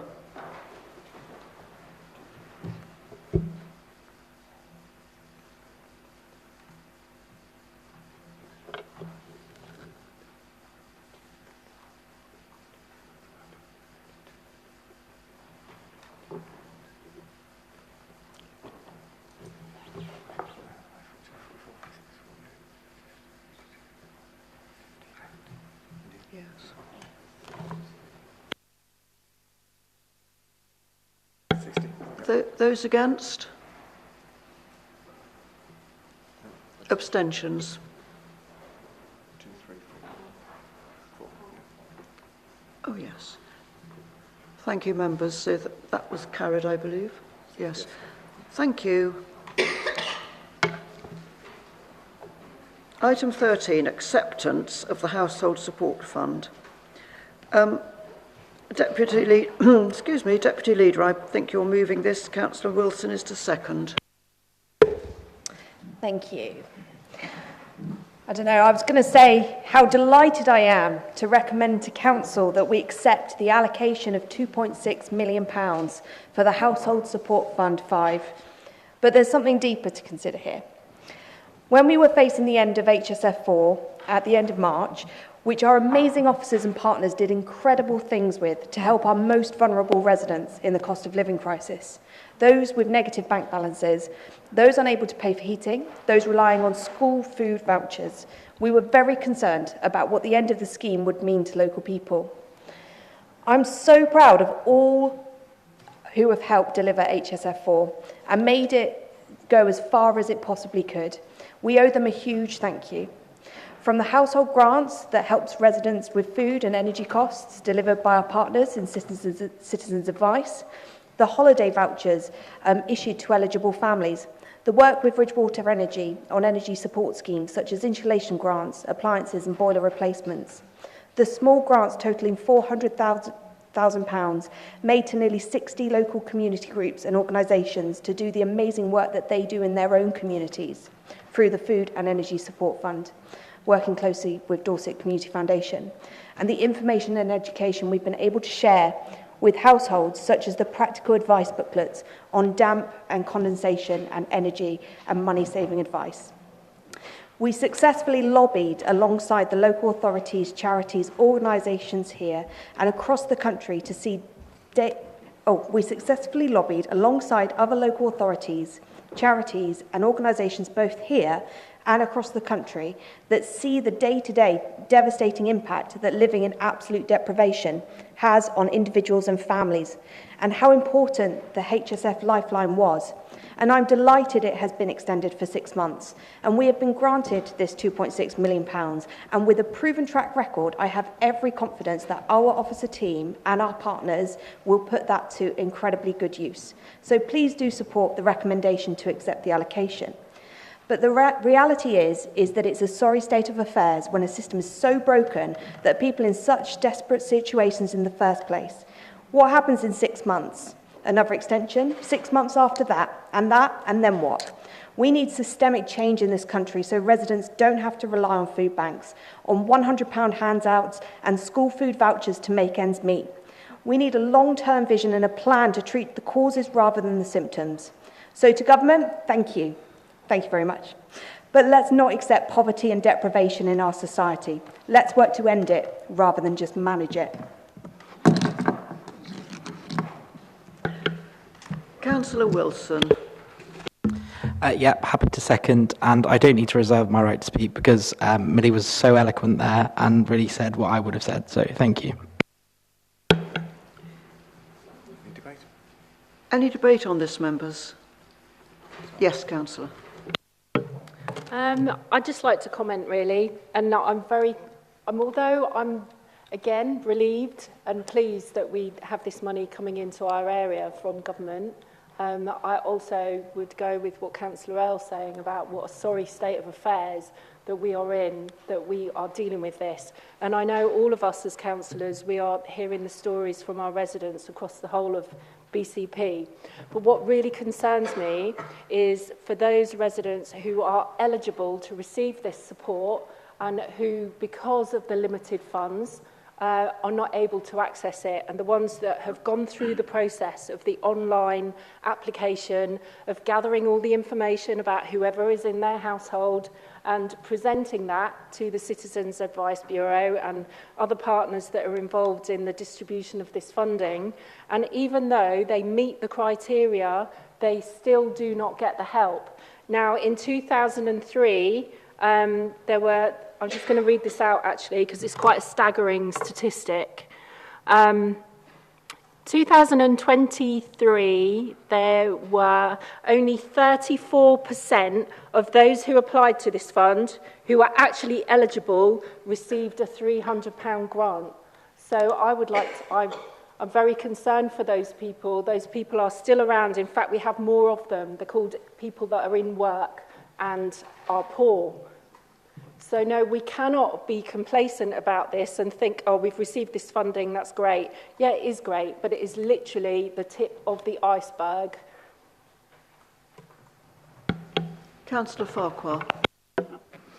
Thank you, Chair. I would echo Councillor Armstrong's concern relating to the HSF with a story from a resident who was in receipt of previous HSFs. The circumstances didn't change. They followed the electronic process to apply, and somewhere in the algorithm it went, Then they ran into a tremendous amount of difficulty, again, pointing to those which don't have accessibility to digital means at home in trying to appeal that. And the difficulty there was that citizens' advice, even though they are geared, and we're very thankful for our partners, were not geared for the algorithm or whatever it was in the programme to make a rejection that could be appealed by actually speaking to somebody in person. So I would like to have some consideration in accepting this grant by all means, yes, but there will be individuals in all of our wards that may well be, because of the digital mechanism of being accepted or rejected, also then have an opportunity to appeal based upon talking to a real person. And the Citizens' Advice tried their best, but when a computer algorithm says you're not eligible, even though you were eligible for the previous one, then we need a mechanism so that it can actually be appealed for those that are most in need for this money. Thank you very much.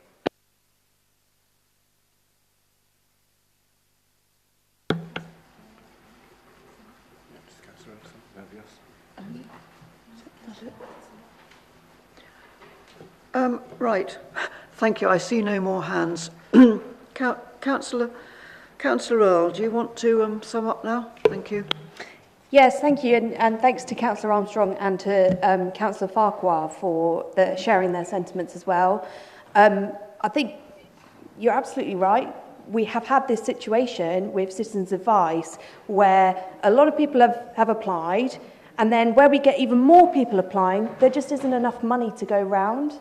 So what we decided to do was to, rather than go for the first people who apply, so it was done on a first come, first served basis, that wasn't equitable and it wasn't fair. Instead, everyone is looked at in their personal situation, and it's given to the percentage of the amount of money that we have who are most in need. And I think that's the right thing to do. We need to be responsive to need rather than whoever logs on at 9 a.m. on the morning.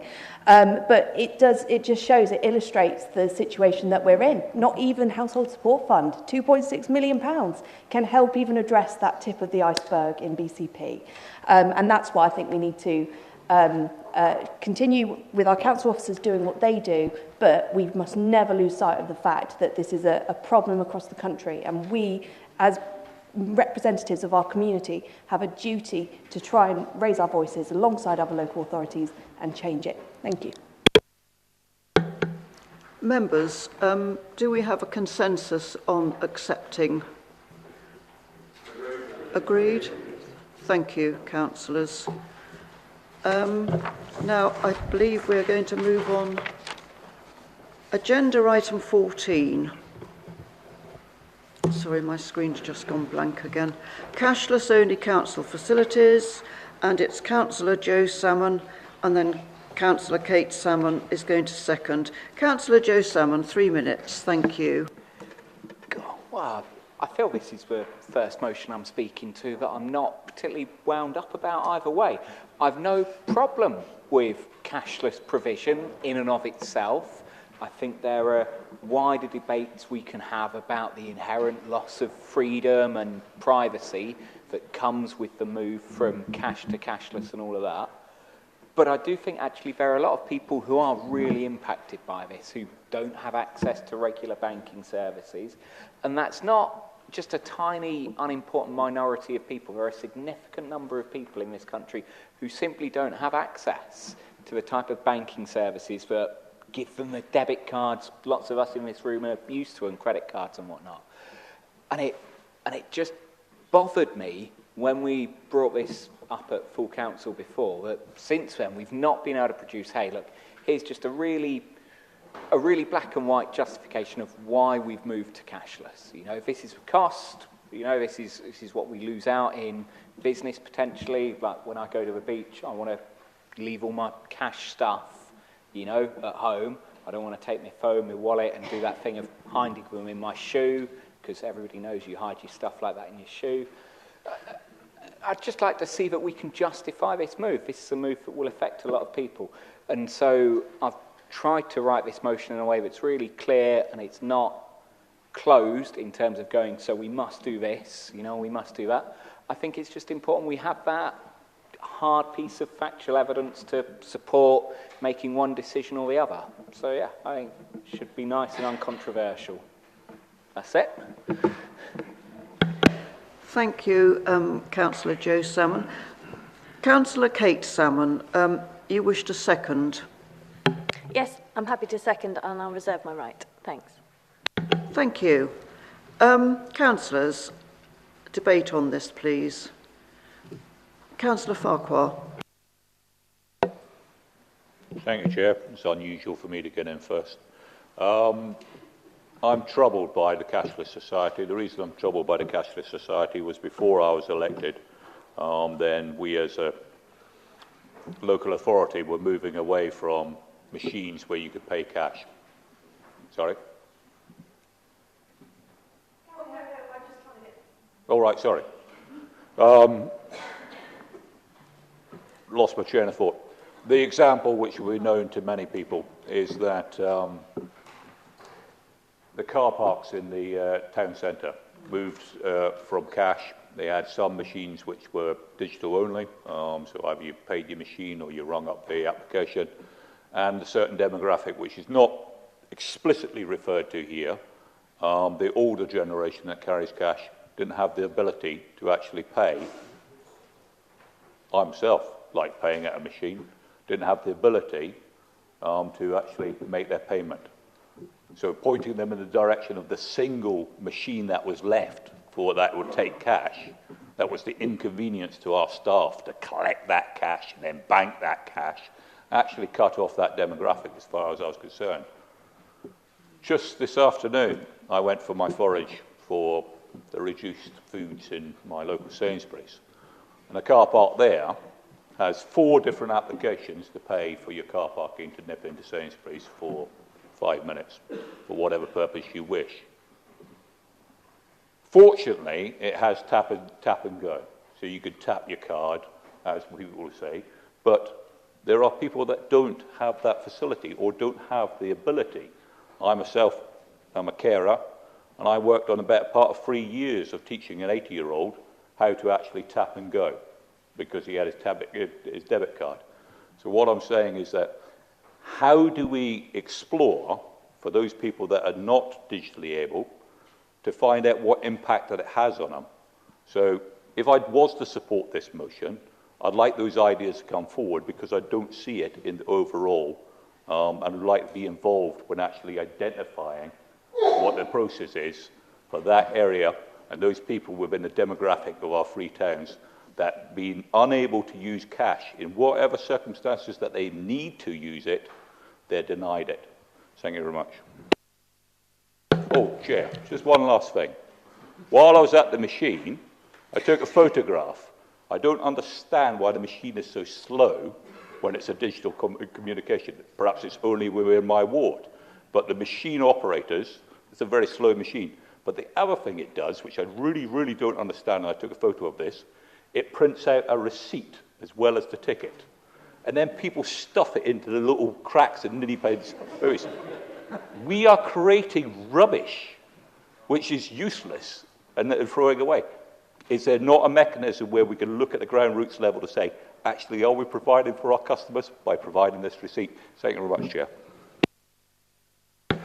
Well, thank you for the empirical knowledge you're displaying there, Councillor Farquhar. Councillor Canavan. Thank you, Madam Chair. I just wanted to move a slight amendment, if I may. Wanted to try and delete the words "the portfolio holder for finance" into to the words "cabinet." I'd like to see this come back to cabinet. With all due respect to Councillor Cox, I would like to see this aired in a slightly more public arena, if that's possible. And also to add at the end of the first bullet point of paragraph 2A, and those who may require additional support. The only reason for that is I think there are a whole range of reasons why this is difficult for people, and the move endlessly towards eliminating cash can cause problems for a wide range of people. And I think we just need to be sure that we've captured all of that in the report that's going to be produced. So they're just small tidying up amendments really, but very grateful for the opportunity to support this motion. I think it's a well worthwhile piece of work that we're going to do, and hopefully when it comes back to cabinet, if that's what you agree, we'll be able to have a good discussion about it. So thank you.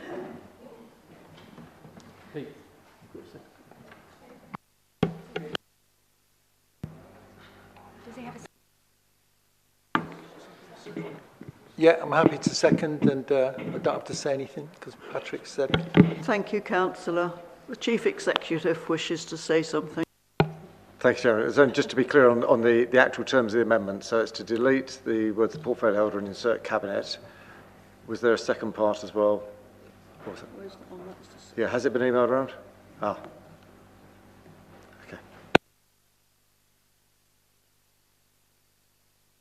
Yes, I did send it. So the second bit of it is just to add at the end of the first bullet point 2A, and those who may require additional support.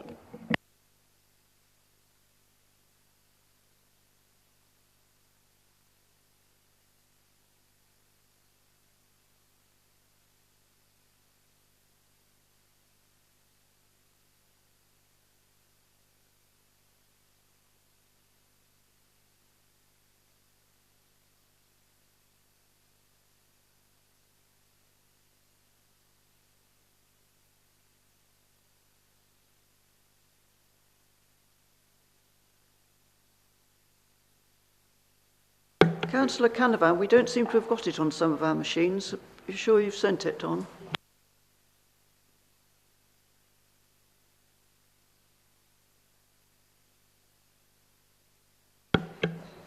Right, Councillor Salmon, have you seen the proposed amendment? Would you accept it? Yeah, I'm 99% sure I've seen it. I think that's... Sorry, I thought I would get an email of the amendment as well. Yes, but I think you are. Is it in my inbox now? Has it come out via email? No, I've not. So it's to chuck it to cabinet instead of the portfolio holder. And then what was the second bullet point that you want to put on? Sorry, the monitoring officer to read it out. I'm going to ask the monitoring officer to read it for us. Thank you. Thank you, Chair.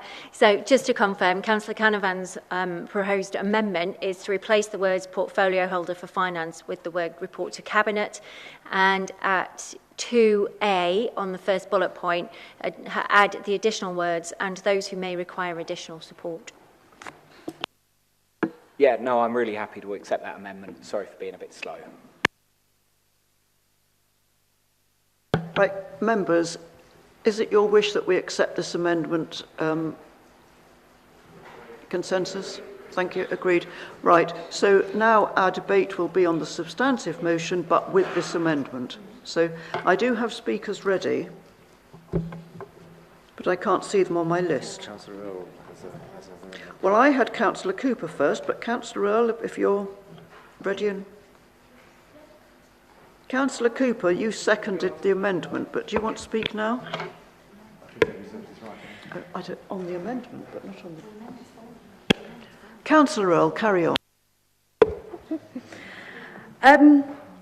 Yeah, so like with other councillors, I agree with the sentiment of the motion, and in a catchphrase popularised by past deputy leaders, we don't know what we don't know. And that always comes to mind with these kind of motions, because it's a good motion, because it's very much looking at, you know, the information where we've had different areas of our commercial operations or our service areas making decisions that actually cash is a lot more costly and everything else. We don't really know, and we haven't measured the impact of that on people who are banked or underbanked, unbanked or underbanked, and of course people who likewise may struggle for a different reason to use digitalised services. I do just want to reassure councillors though that there is no corporate policy in the council around going cashless. There's never been an aim that's kind of been brought through any formal mechanism. It is purely service level based. So I really welcome the opportunity to look at that in a bit more depth, especially considering the equalities. I was just going to put an amendment forward, which I'm hoping will be accepted. It was 1B, which I was slightly concerned about because it says commit to ensuring that all policies and provisions are designed to be inclusive and considerate of the needs of all residents, regardless of their banking status. I was a bit worried that doesn't really give a view of what that commitment would look like. So what I'm proposing to change is adding to the end by adopting unbanked and underbanked as local characteristics that must also be considered when developing equality impact assessments. And I'm sure colleagues may know or may not that we have a local list of characteristics which includes armed forces members and veterans. It also includes care leavers. It also includes socio-economic status and a few other things which aren't listed under the Equalities Act, but that we as a council think are important to take into consideration. So yes, I want to just put that amendment, please. Thank you, Councillor. And have you got a seconder for that?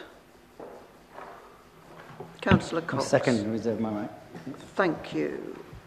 So I now have to ask Councillor Joe Salmon again if he will accept that amendment, if he's got it already.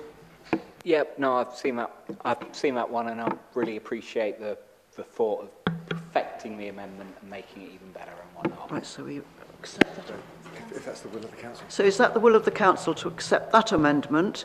And then we are now faced with a substantive motion with the amendments as per whatever we've got. So now we're speaking still to the substantive.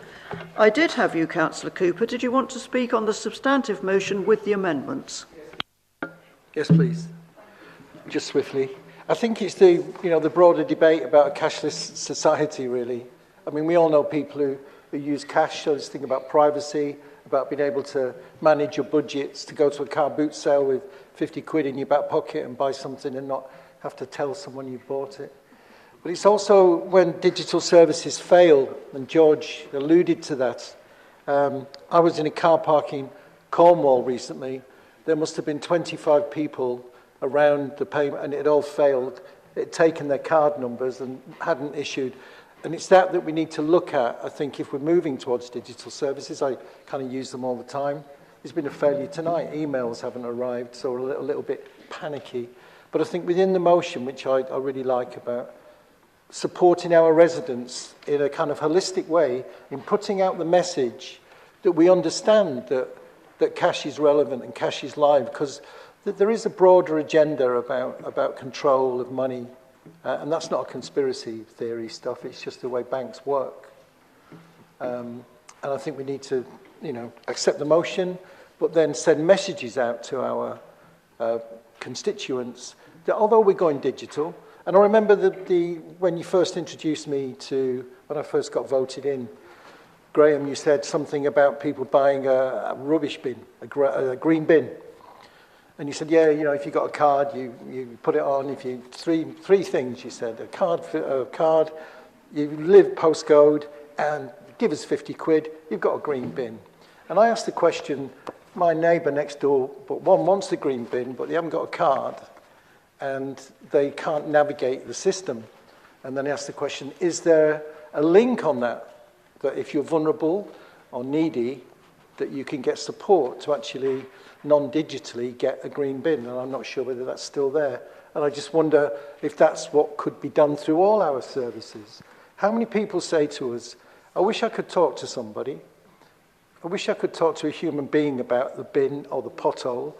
How many times do they say they've been put on a digital telephone where someone gives you 1,000,001 options, and by the time you've listened to all the options, you forgot what you phoned up for, or the kettle's boiled. And I think we need to move to a combination of digital and real live services. Every time you digitise something, a job is lost sometimes. And I think that's another consequence of it. So thanks for the motion, Mr. Salmon. Good. Thank you. Thank you, Councillor Cooper. Councillor Trent, I believe you indicated. Thank you, Chair. I don't need to sort of say that I'm a fierce defender of the cash option, and I know that I raised it publicly when Bournemouth Council proposed to go cashless, and they did go cashless with the parking app, and all my fears at the time seem to have been realised. My experience in cashless car parks has been a group of people, and it was interesting Cornwall was mentioned. That was one place that's stuck in my mind, where a group of people were standing around, how do we make this work? How do we get our money and how do we get our ticket back? And the last time I used a cashless machine, I couldn't work out whether I'd actually physically paid or not. I actually stopped by at a bank at a cash point and said, oh, has it been taken out? Fortunately, 3 days later, I found that it had been taken out. But, you know, a lot of these machines are a little bit temperamental. They don't make a great deal of sense. So I do believe that we should retain the cash option where at all possible. I think it might be difficult if we retrofitted the cash option back to machines, but they eventually need replacing. And certainly some of the cashless machines I've seen have since been replaced by another generation of cashless machines. And but as I say, there have been a lot of negative experiences, and I certainly know that when it comes to a parking app, I end up having to phone a member of my family that sort of saying, oh, can you pay for this parking for me? And it's not just older people like me that have problems. You know, the group of people that are hanging around the parking machine saying, how do we make this work, contain quite a lot of younger people as well. So I do think that we need to retain the cash option, be it on parking or other services, and, you know, hope that we can sort of look at it intelligently and make sure that we are fully inclusive. Thank you, Councillor Trent. That sounds like a good ruse that somebody in your family is paying for your parking. But, I think we'll all be trying that one, won't we? Councillor Broadhead. Sorry. Thank you, Madam Chairman. Look, I'm very supportive of this motion as well. I'm probably the very definition of cashless, for many reasons, actually. Mainly because I'm lazy and pay with everything for my watch now, and secondly, whenever I have cash, my kids just steal it. But in all seriousness, I do recognise, and we found before when looking at this, that we're not yet at a society where we can have that confidence that everybody has that ability, and we do have a duty to make sure that we look after people and make sure the policies that we're making here are very reflective. I'm really happy to see the new Deputy Leader carrying on the we don't know what we don't know line, which I shamelessly stole from a previous Deputy Leader in my Deputy Leadering days as well. I don't recall Councillor Howell ever using it when he was Deputy Leader. I don't think he's ever admitted not to knowing anything. I'm sure he'd be fine with me saying that. But the reason I think it's really important is because we are technically supposed to be doing quality impact assessments for everything we do. And there's been some discussion before about, are we doing that in the way that they are intended? Are we doing it to the depth that is required? And for something like this, it is worth a deep dive. So I actually think that the amendment of bringing it back to Council, which could then formulate a more kind of policy-based decision is very welcome as well. And at the very least, gives us an evidence base to look at. Use that phrase one too many times tonight. But just to make sure that we know where those areas where might need a little bit more attention in this can come from. So very supportive. Look forward to seeing the paper, and then look forward to finding out those areas that we need to look a little bit more carefully at. Thank you. Councillor Allen. Thank you, Chair. I would like to strongly support your motion. I think it's excellent. And I think there's three areas that I'm like you, Councillor Trent, I'm very against a cashless society. And I think there's three areas that I would like to highlight. Firstly, I think that older people in society already feel completely disconnected by the fact that technology is moving on so quickly. And I agree with your green bin analogy. My late mother-in-law had a green bin. She didn't have a credit card. She didn't have a way of getting onto the internet. She used to love it when people would ring her up and tell her computer wasn't working, because she delighted in telling them she didn't own a computer. The only way that she got a green bin is she had to ask me and my husband to do it. And I don't see why somebody elderly has to then rely on their family to do things for them, because it takes away that independence, which I think is very important in older age. So I think that's one point that I'd like to make. The second point that's been highlighted recently in the news around cost of living crisis is that actually it's much easier to budget if you are suffering from issues with cost of living if you budget with cash. Because when you've got cash, once you've run out of cash, you don't have any more. Where if you're constantly tapping a card, you're running up debt that you then later have to try and deal with. So I think that's another reason why we should not go cashless. And my third point, as you know, that one of my areas of interest is homelessness. And although you can get a bank account when you have no fixed abode, I would say that it's another challenge that we do not want to put in front of people that are potentially struggling and are vulnerable. So I very strongly would like to support this amendment, and I'm really pleased that it's been brought forward. And I do think we need to look at all aspects that have a negative impact on anyone that's vulnerable within our society. Thank you. Thank you, Councillor Allen. I believe it's Councillor Cox next. Thank you, Madam Chairman. I want to thank Councillor Salmon for bringing this motion to Council, which does acknowledge the importance of inclusivity and recognises the circumstances of those less fortunate than ourselves. It is important, however, to note that BCP Council is not, I repeat, not a cashless authority. There are numerous instances and opportunities for residents to pay by cash. For example, paying your council tax. You can pay by cash, amongst many other things. I've been struck about the green bins, which I can't remember who mentioned it, and if there is a problem paying for those with cash, then I'd like to know about it, because they should be available. The only circumstances I can see where BCP currently does not accept cash is buying ice creams or whatever other thing you want to from the seafront kiosks and parking in the car parks. The removal of cash from the seafront kiosks was started during the COVID, and there is no intention to reinstate that unless there is a compelling financial case to do so.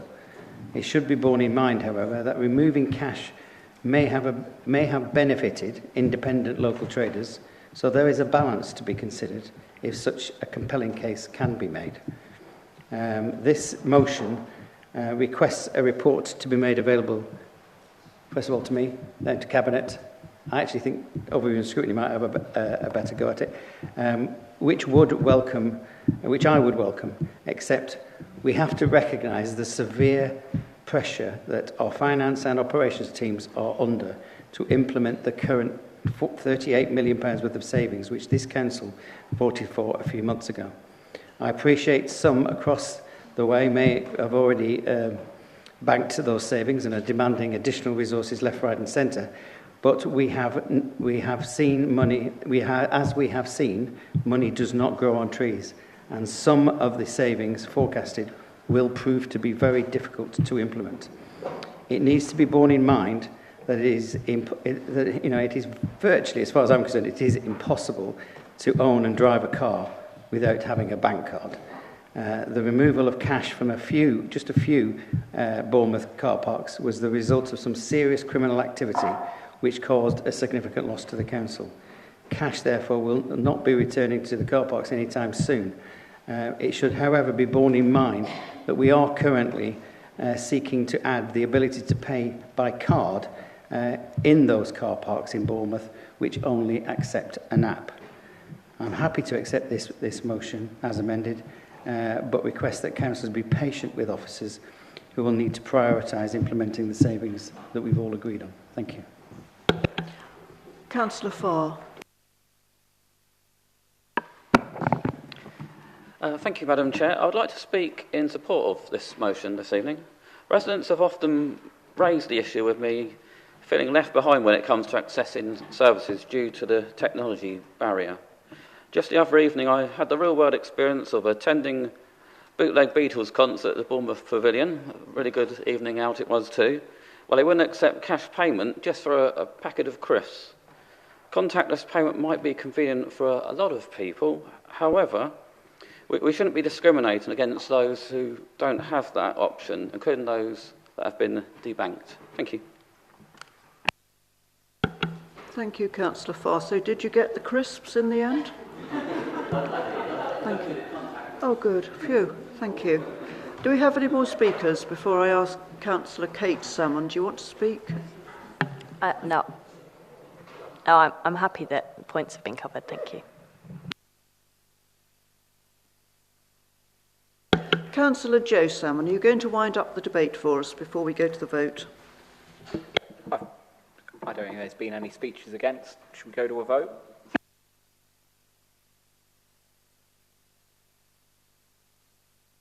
Councillors, can we have a consensus on accepting Councillor Salmon's vote with the amendments that he's already accepted? Do we have a consensus?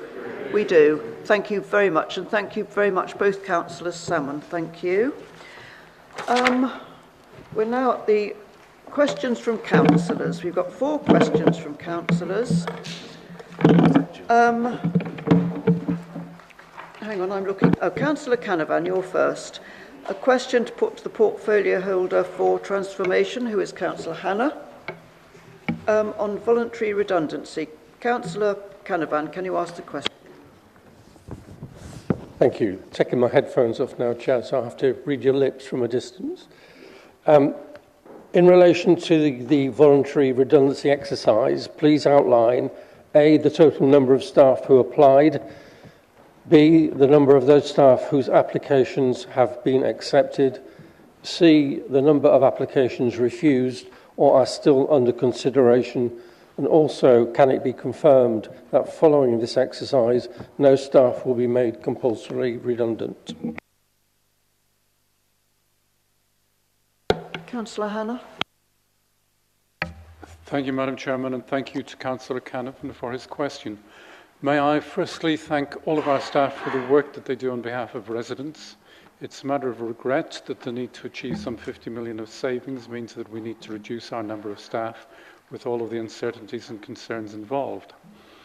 I'm grateful to the Human Resources team for their ongoing work in managing the process, and I was pleased that the invitation was made to staff to offer themselves for voluntary redundancy as a slightly less painful way of managing the staffing reductions. It was explained that applications would be evaluated taking into consideration the posts and skills that needed to be retained, and this has included considering the impact of the loss of the post on our ability to meet our statutory duties and targets, our current and future service needs, the ability for work to be reallocated if the post were lost or for the service delivery to be redesigned, and lastly, the affordability of the individual redundancy arrangements. Given this, we anticipated rather more staff wanting to explore the possibility of voluntary redundancy than would meet these considerations, and this has proven to be the case. Indeed, in some cases where several staff in similar posts applied, a scoring process needed to be used to decide which might proceed. In other cases, future levels of staffing remain uncertain, as is the case in libraries, as the library review is still underway, and applications there have been paused and will be considered under a different process. Further, some members of staff have withdrawn their application during the process. Accordingly, the answers to Councillor Canavan's question are slightly more detailed than he may have expected. As of today's date, 330 staff have applied for voluntary redundancy, of whom 13 have subsequently withdrawn their application. The Corporate Management Board have approved 79 applications, 64 having then been agreed by the employee and are proceeding, 4 are awaiting employee agreement, and 11 have subsequently been withdrawn by the employee. A total of 206 applications have been declined, with 2 not yet having been submitted to the board. None are under current consideration, and 30 have been paused and will be considered under a separate process. It was never expected that there would be a perfect fit between those applying and the areas where we would need to reduce our staffing. So I'm afraid that it will still be necessary for a compulsory redundancy process to be used to complete the overall reductions. But I'm pleased this has been minimised through the use of the voluntary redundancy scheme. Thank you, Madam Chair. Thank you, Councillor Hannah. Councillor Canavan, do you have a question which arises directly from Councillor Hannah's explanation? Madam Chair, I'm just wondering if it could be clarified as if there are 206 applications that have either been refused or are still under consideration, given that there's 206, why can't you rule out voluntary redundancy, given that you've already accepted that you've got more people who want to go than you have agreed? Councillor Hannah, do you wish to answer now or send that later? I think, Madam Chair, that the various considerations that came into play I've already set out in the answer to the question.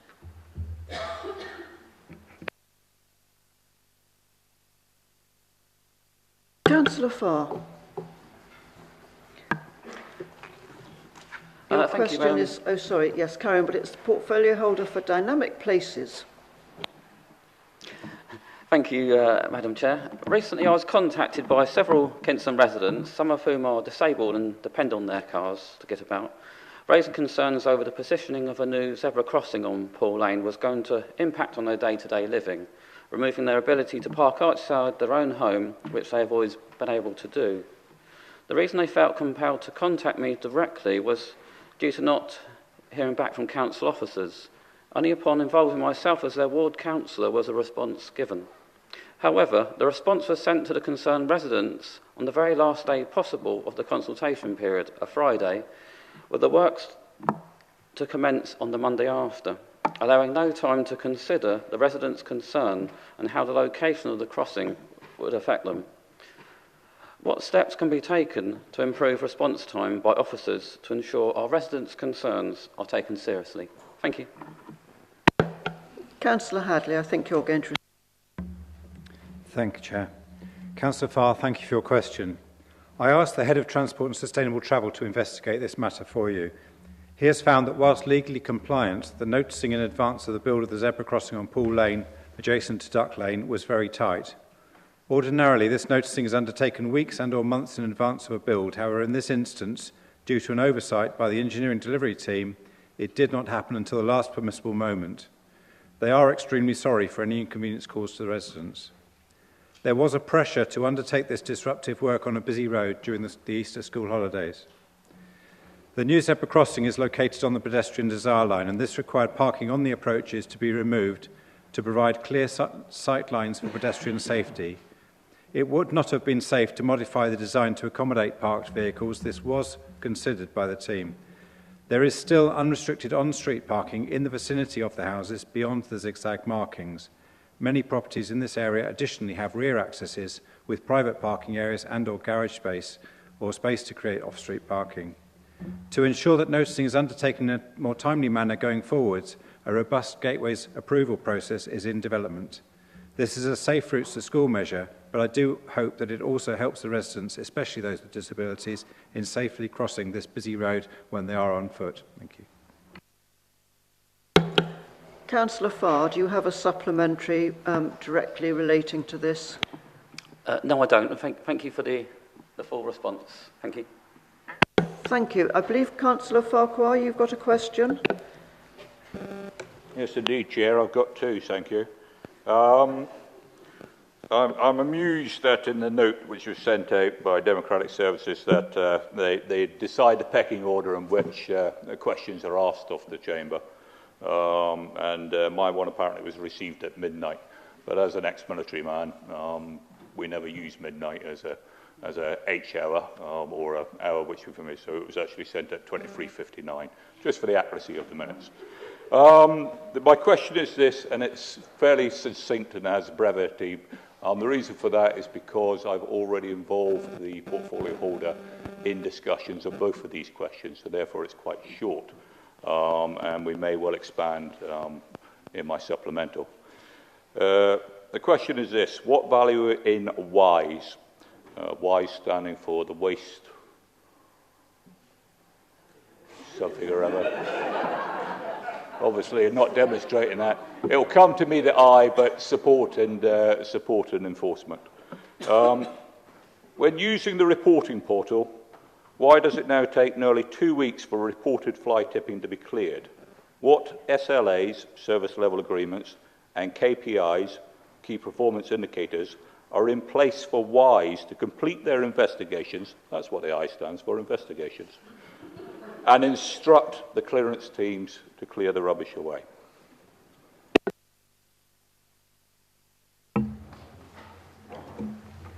Councillor Wilson, you've stood up very bravely to answer. Thank you, Chair. Yes, very bravely. Thank you, Councillor Farquhar, for your question. On public land, investigations need to be undertaken by WISE, and you've thankfully, very helpfully explained that anagram, prior to fly tipping being cleared. These investigations are done as soon as reasonably and practically possible, but may include complexities. Contract meetings are held with the provider on a regular basis, and there have been recent issues with resourcing which have now been resolved. An SLA, which is a service level agreement, is in place. However, it does not have a specific time frame for investigations, as this will vary based on the size, location and material of the fly tip. WISE will also look to remove smaller fly tips at the end of the investigation and dispose of the waste as part of the contract added value. There is now a dedicated officer for fly tipping investigations. Since the inception of the WISE contract, over 6,000 fly tipping cases have been investigated, which is obviously quite a considerable amount. And since the beginning of April alone, 226 fly tips have been reported that require investigation. If a fly tip is reported on private land, the Environmental Protection Team will investigate. At times this can be complex, especially where the land is unadopted and not registered with an owner. Thanks. Councillor Farquhar, I was going to ask you if you had a supplementary, but clearly, as you're standing, thank you. I would be remiss if I didn't ask a supplemental, Chair. Thanks so much for that reply. It's good to be aware that there are service level agreements in place. The reason I'm bringing this question is to highlight that from the pilot of WISE and its acceptance as part of our procedure, then the resourcing issues which you've alluded to haven't necessarily been communicated to the ward councillors, so it's very difficult to actually lay out to the residents what expectation there are. Would the portfolio holder be kind enough to avail the members of what those SLAs would be, because it is very difficult to explain to a resident that you have escalated their fly tipping report. The investigating team used to do the investigation within 24 hours, attend the scene, give the thumbs up to the clearance team, and it was cleared within 2 days. 2 weeks is quite a big expansion on that. So my supplemental question, would it be possible to have the key performance indicators and the SLAs shared to the members so that we can actually inform the residents of why it is that some fly tipping may well be delayed in its clearance? Thank you. More than happy to go away with my team and get that sorted for you. Cheers. Councillor Farquhar, you have another question to put, which I believe is on reporting of graffiti. It is indeed, Chair, but it's on the reporting of racist graffiti, which to most people would be considered to be a hate crime, and that's why I bring it to the Chamber here. The reason I bring it to the Chamber here will become applicable as I read it. Why did it take an extra 6 days after escalation from an elected member before racist graffiti was covered up? So that elected member was myself. This was after a delay following an initial report by a member of the public via the reporting portal, which went without action. What steps have been put in place to reduce this time for action to be taken and avoid any reoccurrence? Thank you very much, Chair. This, as you've mentioned, this case relates to one that you put forward. You were kept updated throughout the case, and it was acted upon by the initial public report. BCP Council do not have the legal powers or responsibility to remove graffiti on private land without formal enforcement action. There is a legal process to follow with reasonable timeframes in order to ensure the Council is not liable for costs or legal damage on claims of damage to the premises. This case was escalated and actioned as soon as possible within the legal timeframe, and the Environmental Protection Team prioritised these cases to ensure swift resolution within the boundaries of the law. Thanks. Supplementary, Councillor Farquhar? Yes, indeed. Once again, and I do thank the Chamber for allowing me to ask a follow-on question from graffiti from the last time. I realise that there is a period of 6 months or so, but my supplemental is pretty much the same as it was before. I understand the legal restrictions, but if this is on public premises, and in this particular case it was on a commercial retail premises, I'm sure that any shop owner or retail premises owner would be dismayed that it takes a period of time because of legal wrangling to actually alert them to the fact that racist graffiti is on their premises. It reflects poorly on them, it reflects poorly on the public estate, and it reflects poorly on the council that we are not more dynamic. So my question, once again to the portfolio holder, how can we work within the restrictions of the law to alert premises holders that they have racist graffiti or offensive graffiti on their premises?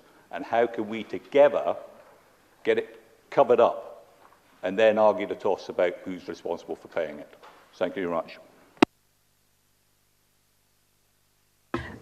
As I said in the last council meeting, I'm more than happy to work with you. My team is always willing to accommodate members and really, really helpful. But I would just re-emphasise that we are working within the timeframes of the law and within the level of resource that we have. I mean, it's on private premises, it's up to the retailer, and it's the retailer's responsibility. Obviously, if they weren't alerted to it, then that's a separate issue, and I can go away and see at what time frame they were alerted to it, but it is their responsibility. Thank you. Last item on the agenda, item 16, urgent decisions taken by the Chief Executive in accordance with the Constitution. Chief Executive, can you advise us, please? Thank you, Chairman. Yes, I took two urgent decisions, both of which have been reported to the Cabinet and on the Council's website. There was the acceptance of the active travel capability funding of £286,000 and the HR support pilots project for £180,000 grant for the supply of labour market participation trials. So those are the two, just to accept money of nearly £500,000 as matters of urgency. Yes, thank you, Chief Executive. Before I close the meeting, can I firstly say thank you so much, members, for your patience. It's been very robust in many ways, and I think we handled it. I hope we did well enough for the members of the public to realise that we do wish to hear them. Thank you for that. And also, I want to remind members and any members of the public, nobody in the gallery but maybe online, that the next meeting of the Council is 7th of May, but it's the annual Council. So there's no opportunity for public representations or motions from the members of the Council. So that meeting is the annual meeting, And the next meeting of the Council, that is the ordinary meeting, is Tuesday, the 4th of June 2024. Thank you very much, members. I'm closing the meeting. Thank you.